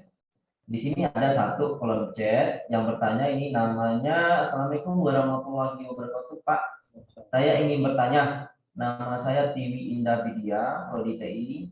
Yang ingin saya tanyakan adalah lebih prefer ke UI design atau graphic design. Bedanya apa ya Pak? Silakan Pak Rizky, sebelum kita nanti menunggu yang lainnya untuk bertanya, silakan Hasan. Terima kasih Pak Budianto ya kepada Dewi Indah Vidya ya. Saya lebih prefer itu ke UI design. Kenapa? Karena UI design itu profesi dalam pembuatan sebuah desain terhadap produk atau aplikasi ya. Kalau Anda ingin membuatkan sebuah aplikasi berbasis misalnya basis web atau mobile, nah itu lebih kepada pembuatan rancangan sebuah aplikasi. Nah kalau graphic design ya itu hanya pembuatan ya seperti kita melukis ya, mendesain sebuah karya lukisan lah atau lainnya gitu ya, atau sebuah ya icon juga bisa segala macamnya. Nah kalau UI design ini itu lebih kepada pembuatan aplikasi yang memudahkan si user dalam berinteraksi. Nah itu dia. Nah seperti saya bilang tadi, kita ingin membuatkan sebuah tombol atau kita membuatkan sebuah form. Nah itu UI design yang merancangnya. Nah kalau graphic design, ya dia hanya sebatas ya seperti orang inilah desain grafik lah ya dalam membuatkan sebuah alur atau yang bagus itu seperti apa gitu ya. Nah itu yang membedakan. Ya kalau saya lebih prefer ke UI design karena saya di bidang itu dan saya lihat pun lebih banyak ya menggunakan sekarang itu mencari UI design ya. Kalau yang graphic design saya nggak terlampau paham di dunia itu ya. Tapi saya lebih prefer ke sana karena dalam pembuatan sebuah interaksi atau interface yang bagus itu memang dibutuhkan sebuah UI design. Hanya itu saja sih menurut saya. Pak Budi. Oke, terima kasih Pak Rizky. Jawabannya cukup jelas dari Widya ya. Dari prefer yang mananya ya. Sudah mulai dapat pencerahan ya. Oke, ini lanjut ada pertanyaan selanjutnya. Di sini Pak Rizky ada dari ini saya bacakan. Nama dari sini adalah Cindy Arseno.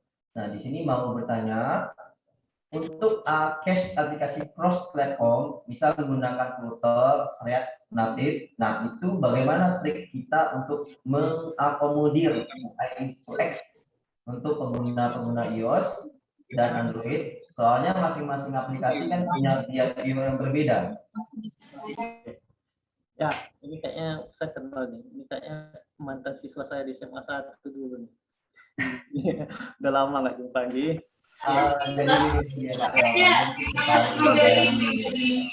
Oke, kalau coba saya jawab ya semampu saya.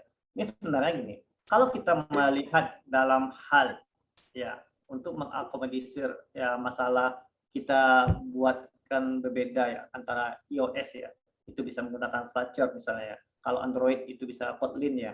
Itu bisa juga dalam artian perbedaan antara perangkat yang Android sama iOS itu kalau konsep UX-nya itu sama. Ya, bagaimanapun kita membuatkan konsep UX-nya pasti sama. Ya kan? Tapi behavior dalam artian penggunaannya itu lebih kepada UI-nya. Nah, bagaimana seorang UI ini dapat mendesainkan dalam bentuk iOS-nya seperti apa, dalam bentuk Android-nya seperti apa? Itu berbeda. Nah, kalau di UX-nya tetap konsepnya sama karena mencari masalah dan mendapatkan solusi yang bagusnya.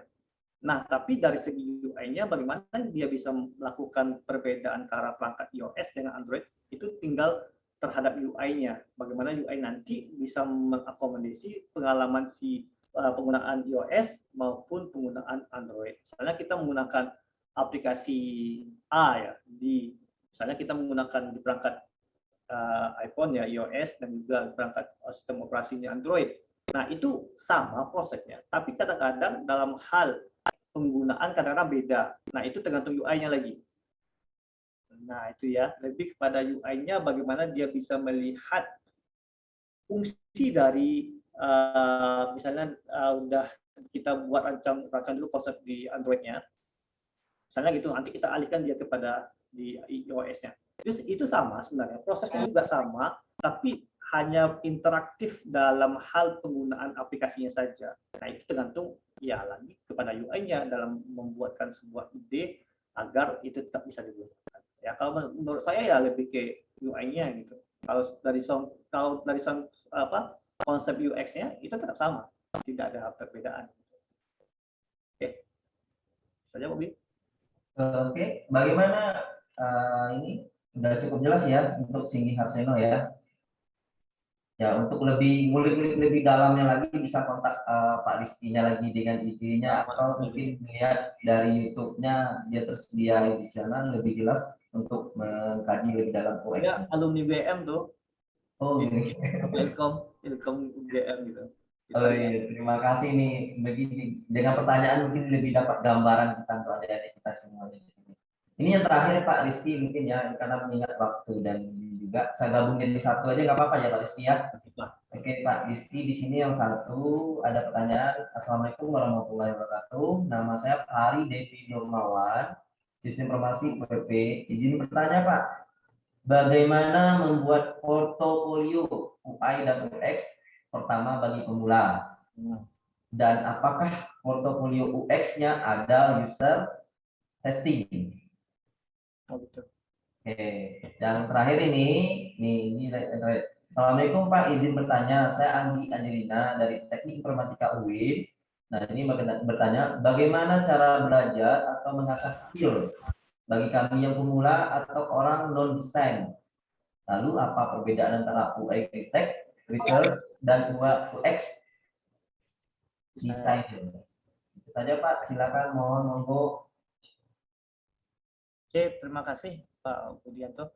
Oke, kita masuk dulu pertanyaan yang pertama dari Fari Devi Dermawan. Oke, sebenarnya kalau pertama bagaimana kita membuat portofolio ya, portofolio UI dan UX itu pertama bagi pemula. Saran saya sih, Anda coba dalami apa yang Anda sukai, misalnya seperti itu. Misalnya Anda ingin suka di bidang aplikasi atau bidang berita ya, bidang berita olahraga misalnya seperti itu. Nah, Anda buatkanlah portofolio dengan merujuk kepada kasus-kasus yang Anda alami, misalnya dalam bisa kita melihat kepada website atau aplikasi-aplikasi berita olahraga misalnya seperti itu. Dan Anda buat dengan case yang Anda alami sendiri, yang Anda sukai, nanti Anda buatlah portofolionya itu. Nah, dalam penggunaan portofolio UX itu bisa saja Anda tidak melakukan user testing. Sebenarnya bisa, itu tergantung kitanya. Bisa dilakukan, bisa juga tidak gitu. Karena kita hanya ya pembuatan dalam portofolio UX kita membuatkan sebuah masalahnya seperti ini, kita ceritakan kita menggunakan metode ini, teknik ini. Nah, nanti kita buatkan sebuah prototipenya. Nah, hasil itu bisa kita masukkan ke dalam atau kita publish ya ke dalam, seperti yang lebih banyak ya teman-teman yang dari UX ini lebih kepada medium.com. Bisa Anda membuatkan hasil explore dari apa Anda, bisa juga Anda lebih bagus portofolio Anda itu bisa menggunakan user testing. Hasil dari prototipe yang sudah Anda buat misalnya di Adobe XD atau di Figma atau lainnya, nanti Anda cobakan kepada ya 5 user aja sudah oke. Nanti Anda coba, nah, hasilnya seperti apa? Nah, dari hasil yang udah Anda berikan kepada user, Anda lakukan testing itu, hasilnya ya berupa apa? Nah, Anda ceritakanlah bahwa produk ini dari ini segala macam. Itu sebagai portofolio kita dalam pembuatan UI dan UX-nya. Itu lebih bagus. Kalau menurut saran saya itu bagusnya kita akan melihat user testing kita. Kita melihat hasil yang udah kita buat itu benar apa tidak dari sudut pandangan si usernya. Oke. Kalau pertanyaan dari Angelina, oke, masih saya. Oke, bagaimana cara belajar atau mengasah skill bagi kami yang pemula atau orang non desain? Lalu perbedaan antara UX research dan UX designer. Oke. Mungkin cara mengasahnya yaitu Anda bisa lakukan review kepada aplikasi, melihat tampilannya, ya melihat tampilannya, tampilan aplikasi-aplikasi yang mau Anda ekspor. Anda lihat masalahnya di mana, bagaimana dia membuatkan sebuah desainnya, atau Anda baca artikel-artikel yang membahas tentang perancangan dari UX design. Bisa Anda melihat di Medium, ya saya sarankan lebih banyak ke Medium ya, karena Medium itu sebuah artikel yang sangat ini, saya pun lebih banyak belajar di sana, atau bisa Anda kepada ya punyanya suhu kita ya istilahnya Don Norman ya, yang user desain gitu ya, interface design itu bisa juga ke sana, atau kepada artikel-artikel yang bahas tentang UI UX gitu. Nah, perbedaan antara UX research dan UX designer. Nah, kalau UX research itu lebih kepada pencarian masalahnya. Itu dulu, karena mencari masalah itu sangat sulit. Ya, kalau kita udah melakukan mendapatkan masalahnya, udah kita definisikan segala macamnya gitu. Nanti kita akan menyuruh seorang UX design bagaimana merancang UX-nya agar produk atau aplikasi yang bisa digunakan nanti itu betul-betul dengan berdasarkan hasil dari riset user tadi. Nah, makanya kalau menurut saya konsep utama itu user riset dulu, kita masukkan riset ya. Ya, makanya UX riset itu lebih mencari kepada permasalahannya yang dalam oleh user semacamnya. Nah, UX designer inilah mendesain sebuah aplikasi, ide apa yang nantinya bisa digunakan oleh si user ini. Makanya kalau dalam membuat sebuah yang aplikasi atau produk yang betul-betul bagus itu perlu beberapa tim ya yang harus digunakan. Oke. Terima kasih Pak Rizky. Walaupun ini cut aja, nanti mohon maaf ada pertanyaan lagi, nanti kita arahkan ke narasumber satu lagi. Ya. Untuk adik-adik yang lebih dalam lagi mengkajinya lagi, mungkin bisa tadi saya katakan ingatkan lagi ke IG-nya tadi dijelaskan gitu. Untuk materi nanti insya Allah saya kasihkan nanti izin dari Pak Rizky, saya bisa berikan nanti materinya nanti dalam grup. Dan selanjutnya nanti untuk dari apanya, dari CV-nya Bapak ini ada YouTube-nya sendiri, YouTube ya. Kuliah apa Pak? Kuliah UX ya Pak. Silakan subscribe dan silakan ya seleksi videonya apa pelajari sana. Insya Allah dapat ilmunya lebih bermanfaat. Oke, dan itu mungkin terima kasih Pak Rizky mungkin untuk narasumber yang luar biasa hari ini ya. Dapat pencerahan tentang UX-nya sendiri dan Bapak lebih menjelaskan kepada UX-nya dan banyak pertanyaan. Sebenarnya banyak pertanyaan di sini ya, cuman karena ingat waktu ya Pak Rizky ya, dan kalau seandainya Bapak mau izin juga nggak apa-apa, izin nggak apa-apa juga Pak, karena kita ada ini mungkin Bapak mungkin ada kegiatan lain ya Pak ya. Iya, boleh. Boleh Pak, nggak apa-apa, lihat aja nanti. Teman kami minta maaf, seandainya kami tidak melayani Bapak dengan semaksimal di tingkat tepat waktu ya Pak ya. Mohon maaf ya Pak ya. Oke, ini kita lanjut. Oke, terima kasih Pak. Assalamualaikum warahmatullahi wabarakatuh Pak. Waalaikumsalam warahmatullahi wabarakatuh. Terima kasih Pak Budi. Salam sehat selalu ya Pak. Ya, Pak Budi. Oke. Selanjutnya di sini kita akan ke materi yang selanjutnya adalah di sini pematerinya saya coba jabarkan di sini adalah Pak Khairul Sabri. Nah, di sini mana Pak Khairul Sabri akan saya bukakan CV-nya dulu, saya share ya, untuk lebih jelasnya tentang Pak Khairul Sabri ya.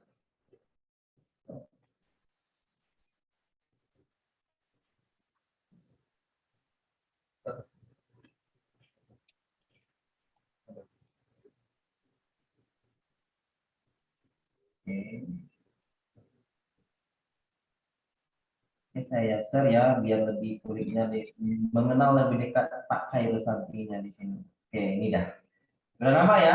Ini adalah salah satu dosen sistem informasi. Oke, ini alumni dari Jogja ya, S1-nya Akakom Jogja, Amikom Jogja. Yang stay-nya dosennya di sini adalah dosen dari Universitas Pasir dan lebih fokusnya konsentrasi dari prodi sistem informasi. Nah, masih muda, masih single ini. Masih muda, masih single ya. Jadi yang mau lebih dekat, lebih dalam lagi bisa dekat dengan Pak Sabri ini ya. Dan ini pendidikan yang ditempuh dari Pak Khairul Sabri, S2-nya dari Padang, S1-nya di Informasi Universitas Amikom Yogyakarta. Nah, udah lama di Jogja ini lebih. Jadi banyak ilmunya nih di Jogja pelajaran ini ya. SMA SMA 1 Rambah, MTS-nya di sini Rambah. Nah, skill. Nah, kita bicara tentang skill nih. Nah, di sini dalam salah satu skillnya sendiri adalah bagiannya di bidangnya di sini yang membahas adalah UX dan UI designer. Mungkin lebih fokusnya nanti bisa membahas fokusnya nanti mencerita tentang UI itu sendiri. Tadi kan kita kan sekilas bercerita tentang UX designer. Nah, untuk programnya ini dia dari program framework PHP, kode Intel dan framework. Nah, ini dia. Nah, untuk lebih jelasnya mungkin saya bisa mengarahkan kepada Pak Sabri. Ya, nanti silakan bergabung Pak Sabri, mohon bergabung.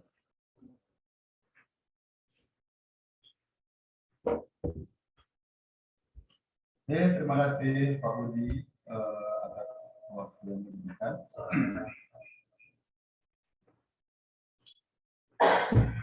Baiklah, bismillahirrahmanirrahim. Assalamualaikum warahmatullahi wabarakatuh.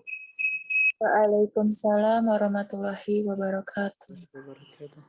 Puji dan syukur kita persembahkan kehadiran Allah Subhanahu wa taala, di mana Allah Subhanahu wa taala telah memberikan kita kesempatan sehingga kita bisa hadir pada acara webinar knowledge UX dan UI designer. Oke, tadi sudah panjang lebar disampaikan oleh Bapak Rizky ya. Sudah saya share dulu.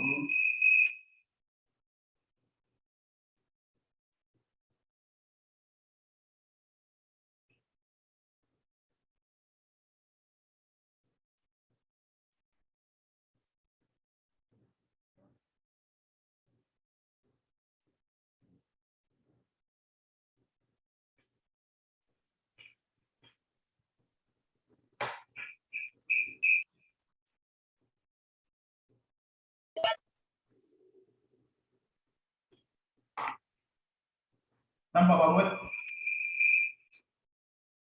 Lihat kan?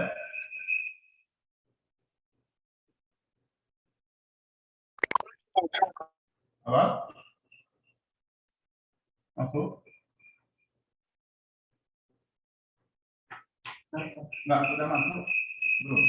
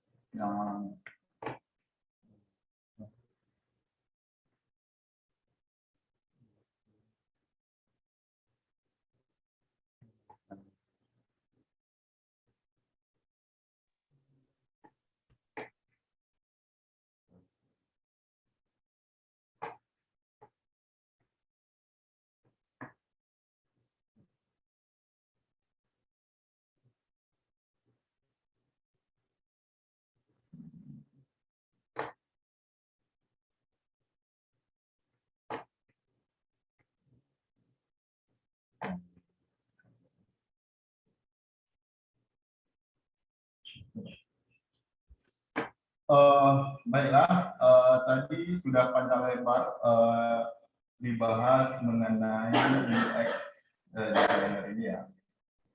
Tentunya sebelum kita bahas lebih dalam lagi mengenai UX designer ini, mungkin teman-teman itu bertanya ini ilmu apa begitu ya.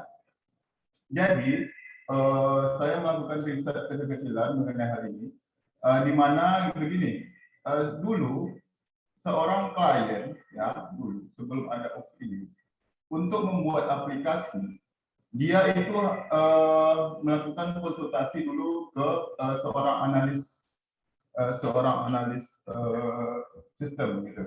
Jadi sang analis ini menanyakan kepada kliennya, contohnya seperti moderator tadi, klien saya umpamanya dia mau membuat sebuah aplikasi, umpamanya aplikasi penjualan begitu. Jadi saya sebagai analis sistem menanyakan perihal apa saja penjualan aplikasi yang dia butuhkan nantinya kalau hal tersebut sudah jadi begitu.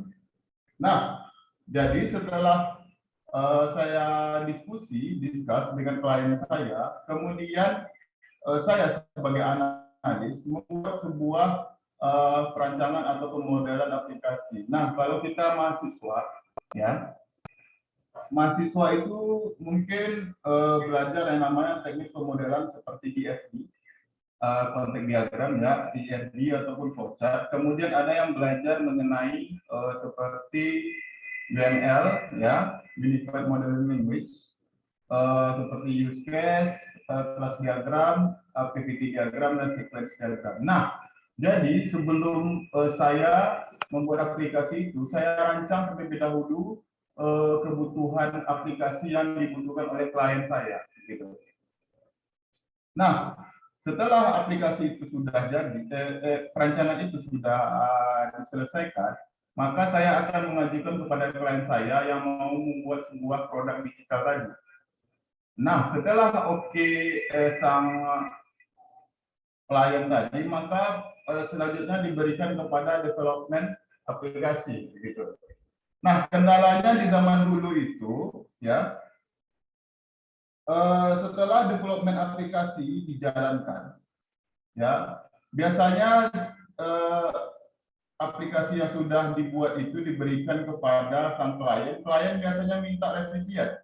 Revisinya itu maksudnya aplikasinya mau diubah-ubah, gitu. Nah, inilah yang menyebabkan keterlambatan launching aplikasi. Ya, jadi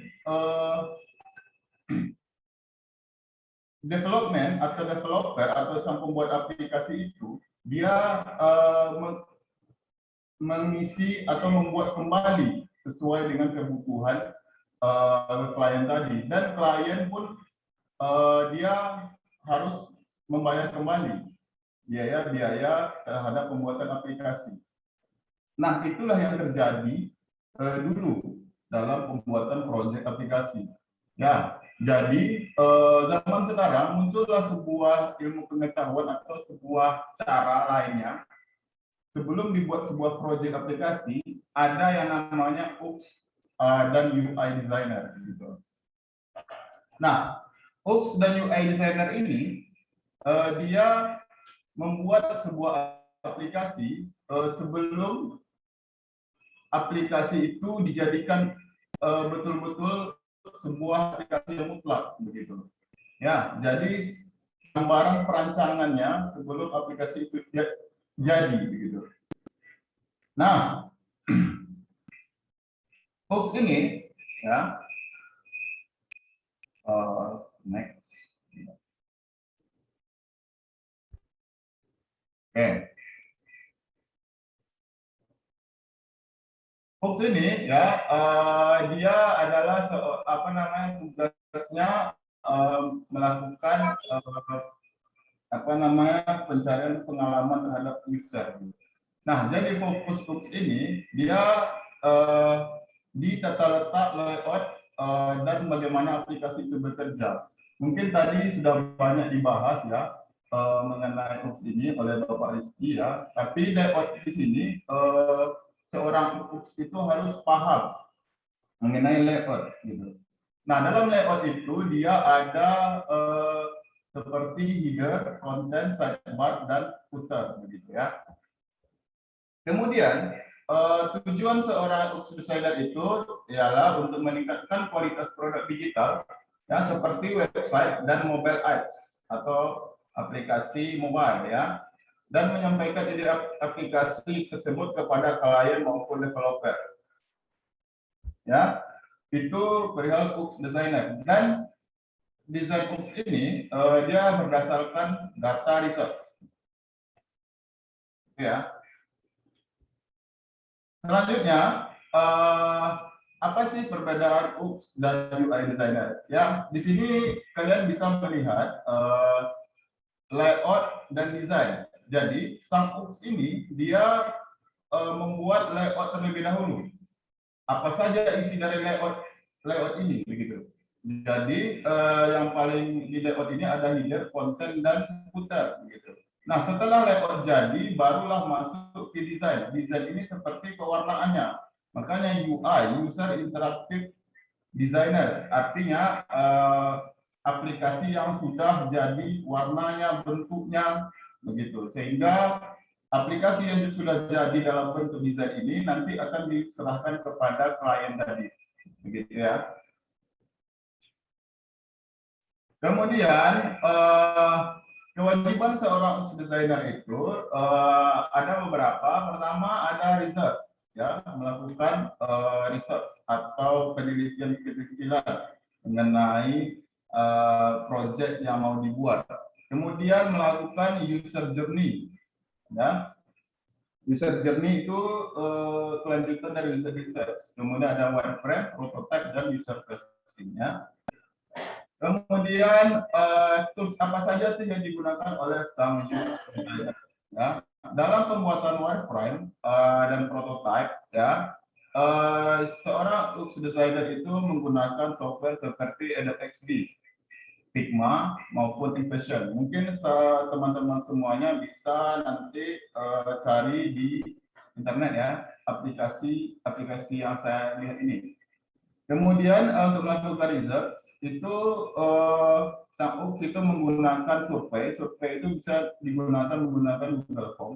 Kemudian Microsoft Office untuk mencari atau membuat risetnya tersebut, begitu.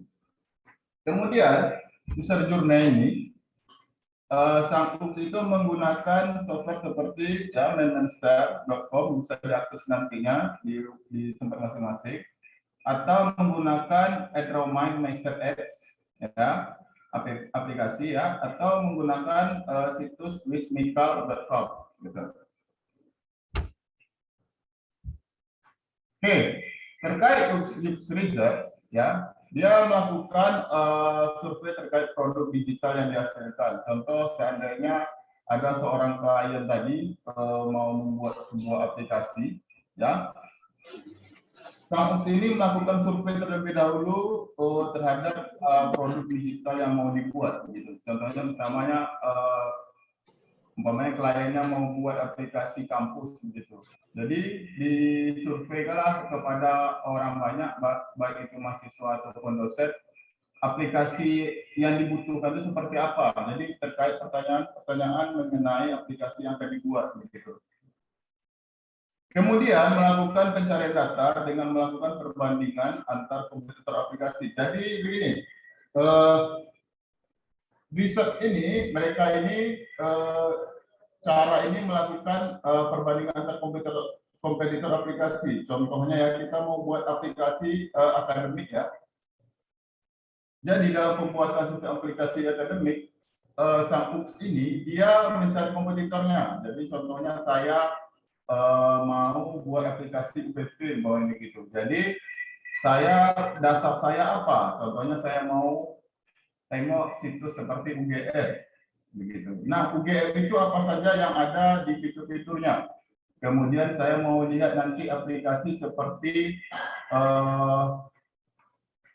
UI, Universitas Indonesia, apa saja fiturnya, begitu. Jadi semuanya dicatat. Itu namanya research. Ya. Kakak udah keluar. Jadi dalam UX research itu, ya,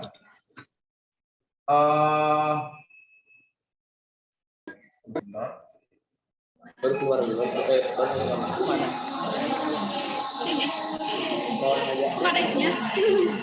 Jadi dalam UX Research itu mereka melakukan perbandingan antar kompetitor aplikasi. Nah, di sini perbandingannya dengan dasar melihat layout dari setiap aplikasi yang sudah ada.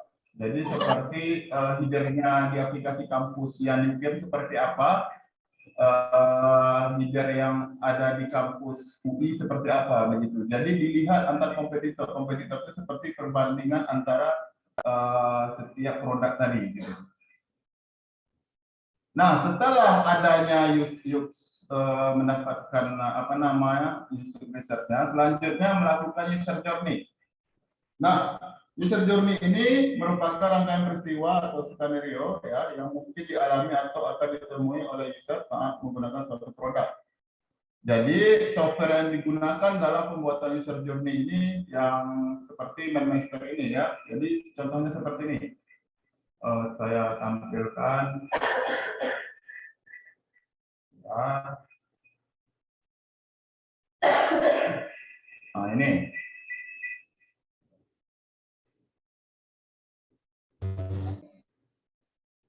Ya, jadi setelah di research tadi, jadi dibuatlah sebuah mapnya, map penggunaan aplikasi. Jadi seperti inilah gambaran user journey sendiri. Jadi setelah ada mahasiswa mengakses UPP umpamanya membuat aplikasi kampus ya.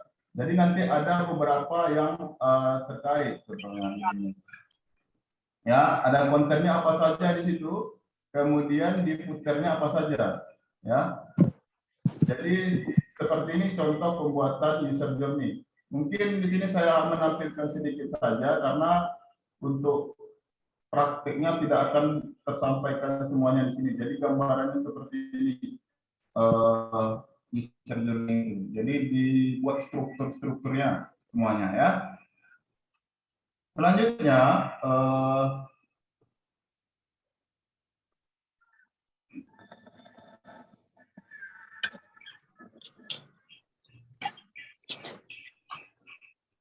selanjutnya setelah menjadi sebuah user journey, maka sang UX ini melakukan sebuah wireframe terhadap user journey tersebut. Gitu. Jadi seperti inilah wireframe itu ada layout A, layout B, dan layout C. Gitu. Jadi tampilan pada layout A, kemudian ada tampilan pada layout B, dan tampilan pada layout C ini saling terhubung. Gitu. Ya, sebagai contoh saya berikan gambarannya seperti ini.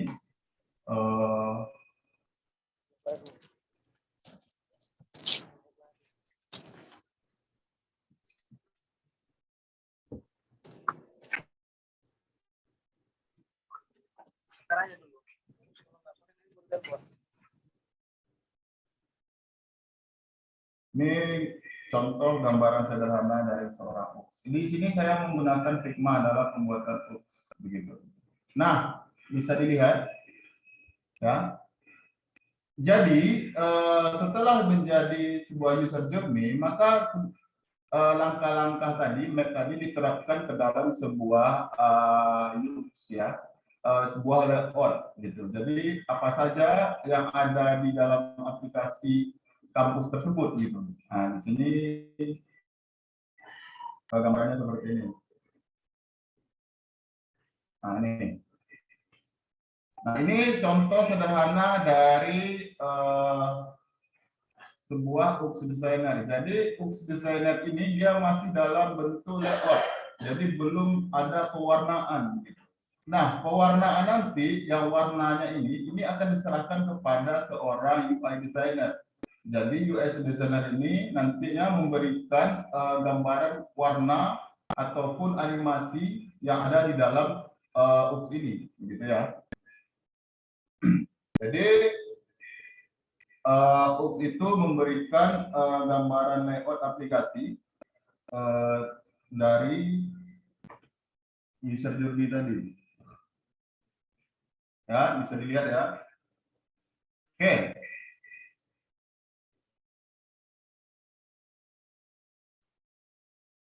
Setelah UX ini jadi, maka selanjutnya sang UX ini membuat sebuah yang namanya prototype. Jadi setelah jadi Jadi tinggal prototype ya. Seperti ini gambarannya.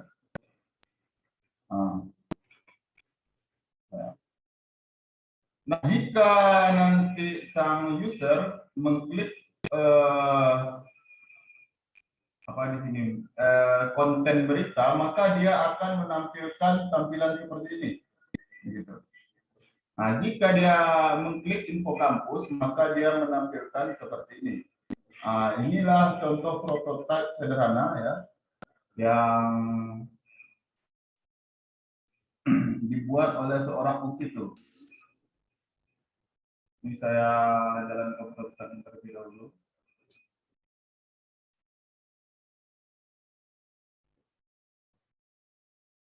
Nah, jadi ini contoh gambaran kecilnya ya. Jadi seolah-olah ini aplikasi begitu. Padahal ini belum jadi fix. Jadi dia sebagai desain aja terlebih dahulu begitu. Nah, tadi jika klik tombol berita, ya, dia akan menampilkan ke halaman berita begitu. Jadi kembali ya,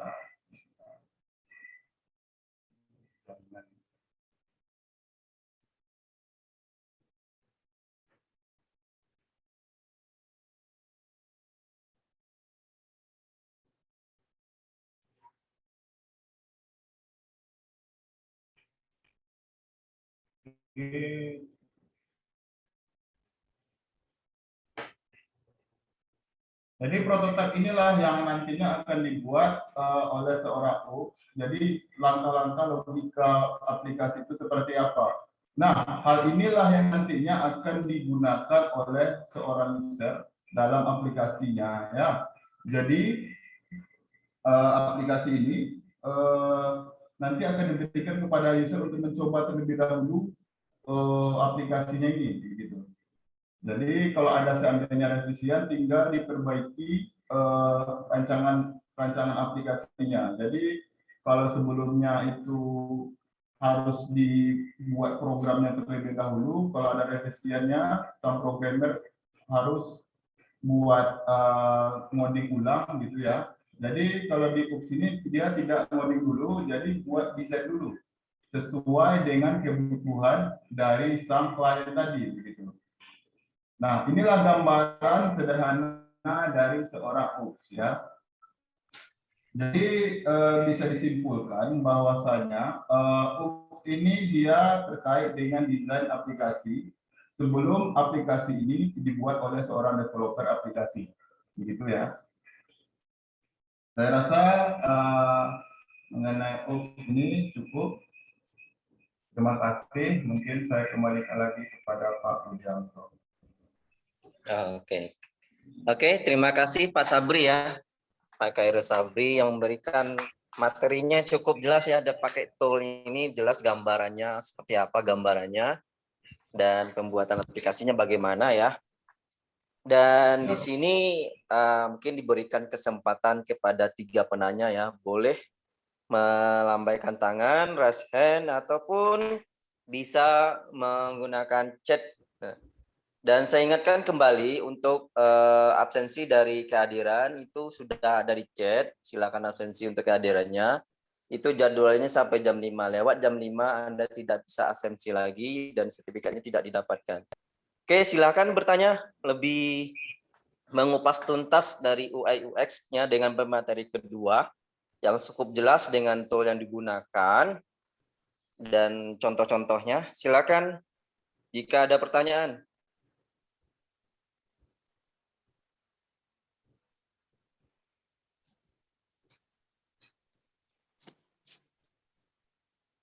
Manusia Pak kok. Atau mungkin bisa Anda cuma buka speakernya, buka mute-nya, langsung ngomong langsung dengan Pak narasumber kita yang bersedia memberikan jawaban dan memberikan pencerahan tentang UI UX. Di sini lebih mengarahkan kepada UI tersendiri. Dan sudah ada tentang jabaran dengan aplikasinya di sini. Udah nampak gambarannya di sini. Silakan. Mungkin Pak Budi sebelum menunggu dari pertanyaan Pak Budi, saya mau nambahkan itu Pak Budi. Jadi hooks ini dia setelah dia jadi tampilan seperti ini, ya, layout seperti ini, maka langkah selanjutnya memberikan pewarnaan. Nah, itulah kerjaan seorang UI, ya, UI designer. Jadi yang mesti dikuasai oleh UI designer itu adalah pewarnaan, kemudian typografi, ya, kemudian animasi. Nah, pewarnaan di sini mungkin nanti bisa dilihat di ya, warna-warna yang cocok begitu nanti yang akan diterapkan ke dalam hooks ini, ya. Kemudian UI ini setelah dia mendapatkan ini dia juga mencari gambar-gambar lain aplikasi yang sudah ada begitu. Jadi orang ini biasanya mencari seperti ini. Nah, ini seperti gambaran-gambaran aplikasi yang sudah ada, jadi dia sebagai dasar untuk membuat aplikasinya. Ini bisa dilihat inspirasi aplikasi, pewarnaannya, apa cocoknya, apa namanya, animasi yang dibutuhkan. Ya, ada pertanyaan ini kayaknya dari Sylvia Rosdarianti ya. Mau bertanya silakan Sylvia Rosdarianti.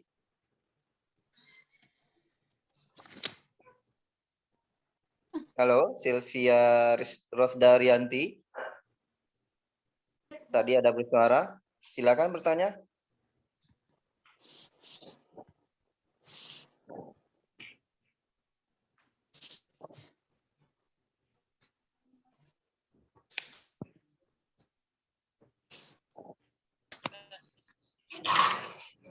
Kok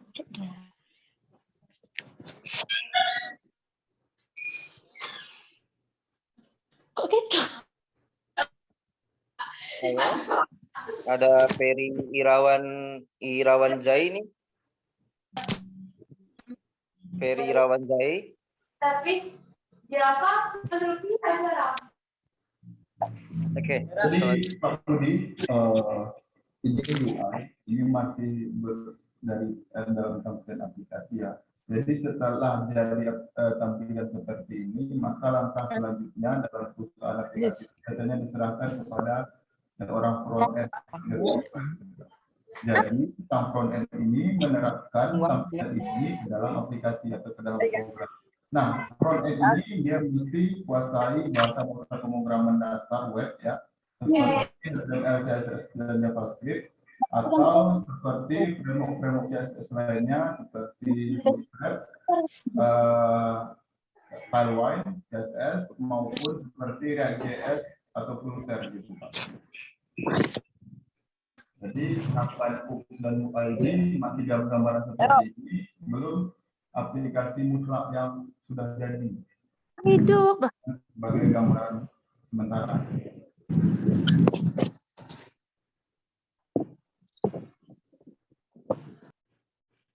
Oke, di sini ada silakan, ada di sini namanya Febri ya, mau bertanya silakan hidupkan mic-nya Febri.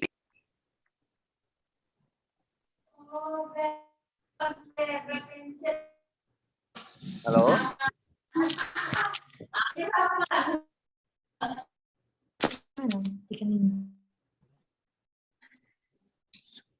Kawan Febri ada mau bertanya silakan hidupkan mic-nya Febri atau chat di live chat-nya aja Febri.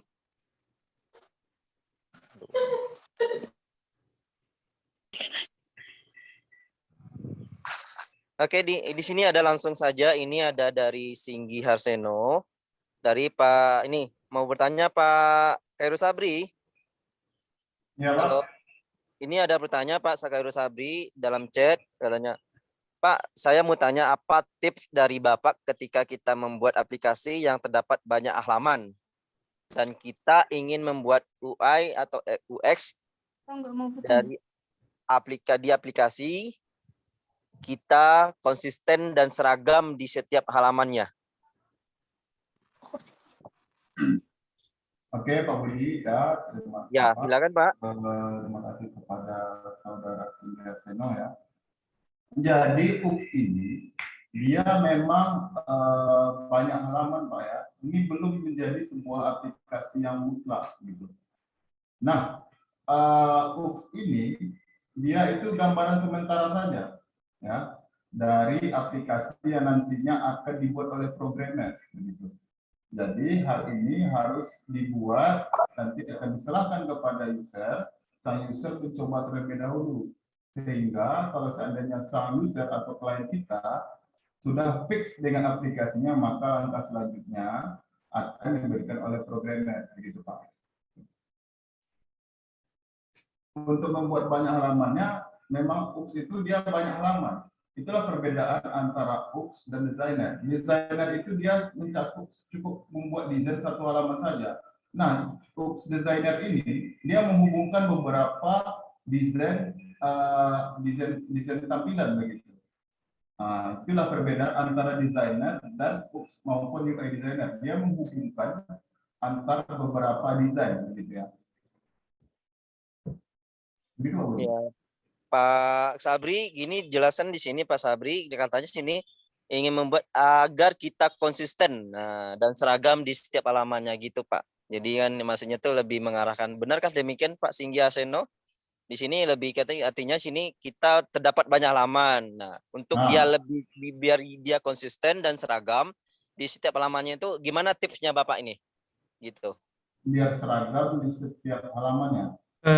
Assalamualaikum. Jadi gini Pak, apa namanya? Jadi kan misalnya kita buat multiple halaman tuh di aplikasinya. Jadi misal di halaman A peletakan tombolnya di sisi kanan gitu, atau nanti ketika pindah ke halaman selanjutnya itu nanti tombolnya pindah ke sini. Jadi kan dalam artian itu apa namanya, dari sisi user kita ini loh bingung, wah ini awalnya tombolnya di sini kemudian kita pindah tombolnya pindah lagi, itu kan akan mengakibatkan kebingungan bagi si usernya. Itu gimana biar kita konsisten gitu loh Pak untuk setiap halaman, jadi si user itu ketika pindah halaman dia nggak terlalu bingung gitu loh. Oh siap. Jadi begini Pak, itulah namanya kita sama UX itu membuat sebuah prototipe Pak. Jadi sebelum membuatan prototipe atau wireframe, ini namanya wireframe Pak ya. Jadi sebelum kita membuat wireframe ini Pak, kita buat dulu yang namanya UX research gitu. Jadi ibaratnya mencari gambaran dari aplikasi yang nantinya kita buat Pak. Gitu. Nah setelah kita mendapat gambaran tadi, maka kita buatnya user journey. Jadi mungkin Bapak bisa saya tengokkan tadi, begini Pak. Nah, ini gambar contohnya Pak. Jadi ini seperti aplikasi pada umumnya. Jadi kalau seandainya dia klik tombol ini, maka dia pergi ke halaman ini. Kalau dia klik yang lain, maka dia pergi ke halaman lain. Begitu Pak.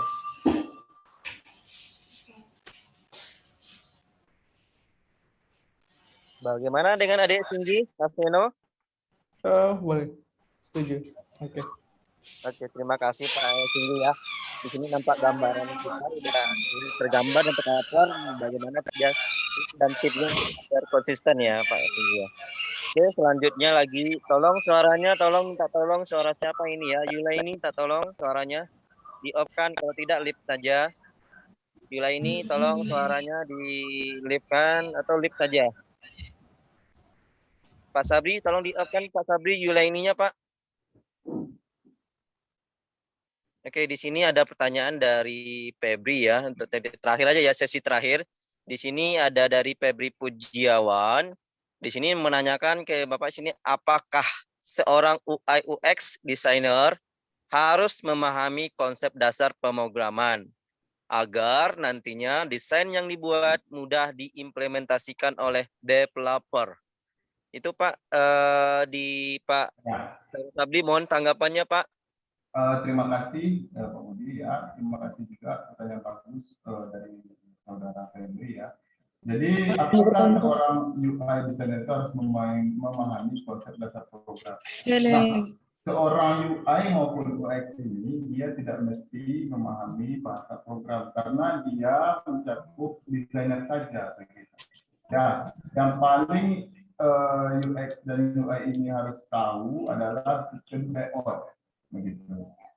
Nah, jadi kalau untuk bahasa pemrograman itu sang UI dan UX itu tidak mesti dia memahami konsep dasar pemrograman.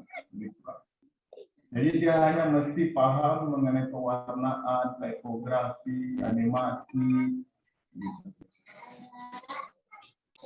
Kalau untuk program itu sendiri nanti setelah jadi aplikasi ini nanti diserahkan kepada yang namanya front end web developer gitu. Jadi pembuatan template sesuai dengan UI ini. Begitu Pak Budi.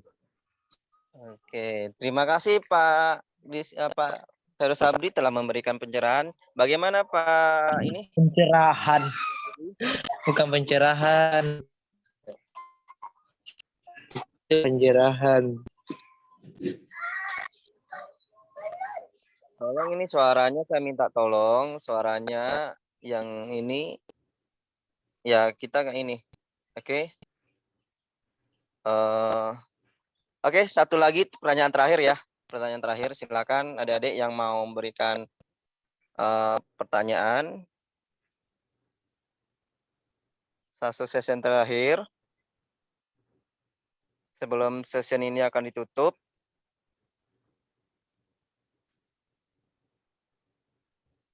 Nah, untuk lebih jelasnya nanti, kalau ada lebih jelasnya nanti untuk mengupas tuntas nanti bisa kontak dengan Pak Sabrinya ya untuk lebih jelasnya tentang pemahaman dari UX-nya. Nanti biografinya nanti saya akan share dari materinya nanti di grup ini. Mungkin saya ambil materinya nanti saya akan share, saya mintakan share dari the grup. Dan untuk absensinya kepada adik-adik bisa saya sudah chat tadi di dalam grup ya. Dalam grup. Nah, untuk materinya saya akan kasihkan linknya untuk materinya ya. Oke, sebentar saya kasihkan materinya. Ada dalam chat nanti ya, silakan dipelajari lebih dalamnya lagi. Silakan pertanyaan untuk sesi terakhirnya. Ada di kolom chat ya untuk materi dari Pak Rizky tadi. Pak Rizky Macanda dari tadi sudah dikirimkan. Nah, untuk dari materi dari Pak Heru Sabri, saya coba kirimkan ini. Oke, bentar.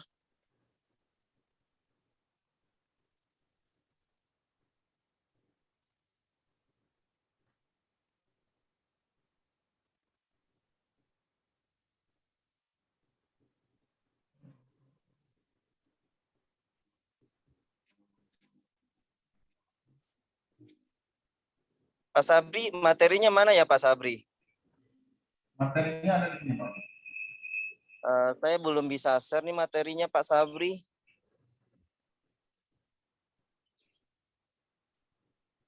Belum ada ya Pak Sabri. Saya berikan ini. Boleh ditampilkan di chat aja Pak Sabri.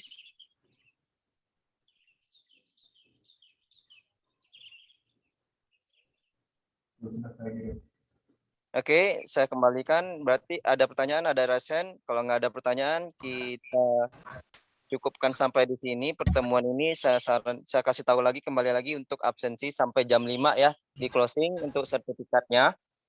Jadi ketika Anda lewat dari jam 5 tidak absensi dan sudah dapat absensinya semuanya? Sudah dapat belum? Sudah, Pak. Oke. Jadi Sylvia tadi Rosdarianti tadi berlambaian tangan, tapi tolong suaranya kalau mau bertanya silakan. Ada chat dari Sylvia, ini pertanyaan terakhir ya Pak Sylvia.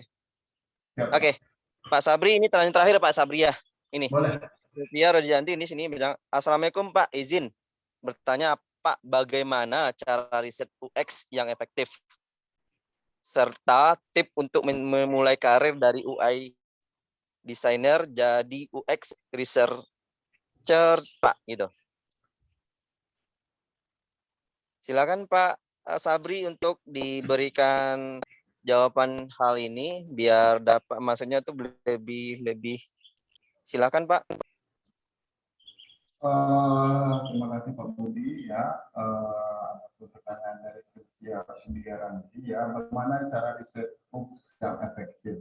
Nah, jadi begini, tadi sudah saya jelaskan cara-cara seorang itu melakukan riset ya. Jadi cara efektifnya melakukan hoax researching. Nah, hoax researching ini dia melakukan pembandingan kompetitor aplikasi. Contoh umpamanya seorang klien mau buat sebuah aplikasi kepada perusahaan. Jadi aplikasinya contohnya aplikasi penjualan. Nah, seorang tadi dia akan melihat gambaran aplikasinya itu dengan melakukan riset. Contohnya dia melihat gambaran seperti aplikasi Shopee atau Shopee, kemudian seperti aplikasi Lazada begitu. Jadi dilihat dari tampilan yang ada di website penjualan itu. Nah, setelah itu barulah dibuat gambaran aplikasinya menggunakan user group tadi. Ya. Kemudian untuk memulai karir dari UI designer itu sendiri, mahasiswa itu atau kita itu harus tahu mengenai desainer, belajar desain lah dulu bagusnya. Gitu. Kalau untuk itu dia lebih ke meneliti aplikasi yang sesuai dengan kebutuhan user itu sendiri. Makanya di telepon nggak diaktif, gondokan. Budi? Sudah ya Pak? Bagaimana Pak? Nah, sebenarnya ini teknis sih Pak, kalau mau memahami mengenai books ini, nanti bisa mungkin diskusi sama saya di lain waktu Pak.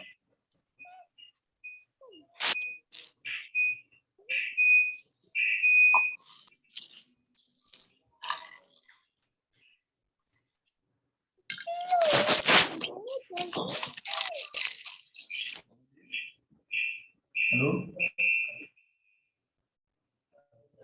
Dah.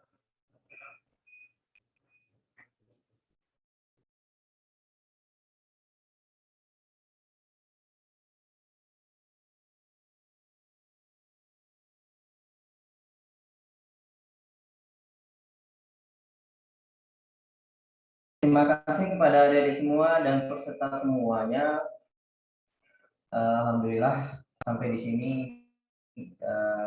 acara kita semuanya, dan untuk pembahasan dari UI dan X untuk materinya sudah di-share di chat, dan lebih jelasnya nanti untuk materi 1 mungkin bisa kontak langsung saja ya. Nah, absensinya saya ingatkan kembali lagi sampai jam 5 silakan absensi dan sertifikatnya langsung masuk ke dalam emailnya sendiri. Oke, saya di sini banyak-banyak minta maaf seandainya ada salah kata dan ucapan yang tidak sesuai dengan yang berkenan. Saya kembalikan kepada Sang Pencipta untuk ini kekeliruan itu banyak dari salahnya kami ya. Dan alhamdulillah untuk acara ini sudah berjalan dengan sukses ya. Dan kepada Anda semuanya terima kasih hadirannya hari ini yang full sampai jam 4 ya. Betul tadi kita jam 4 doang, jadi udah lewat. Oke. Dengan ini kita tutup acara ini dengan Assalamualaikum warahmatullahi wabarakatuh. Waalaikumsalam.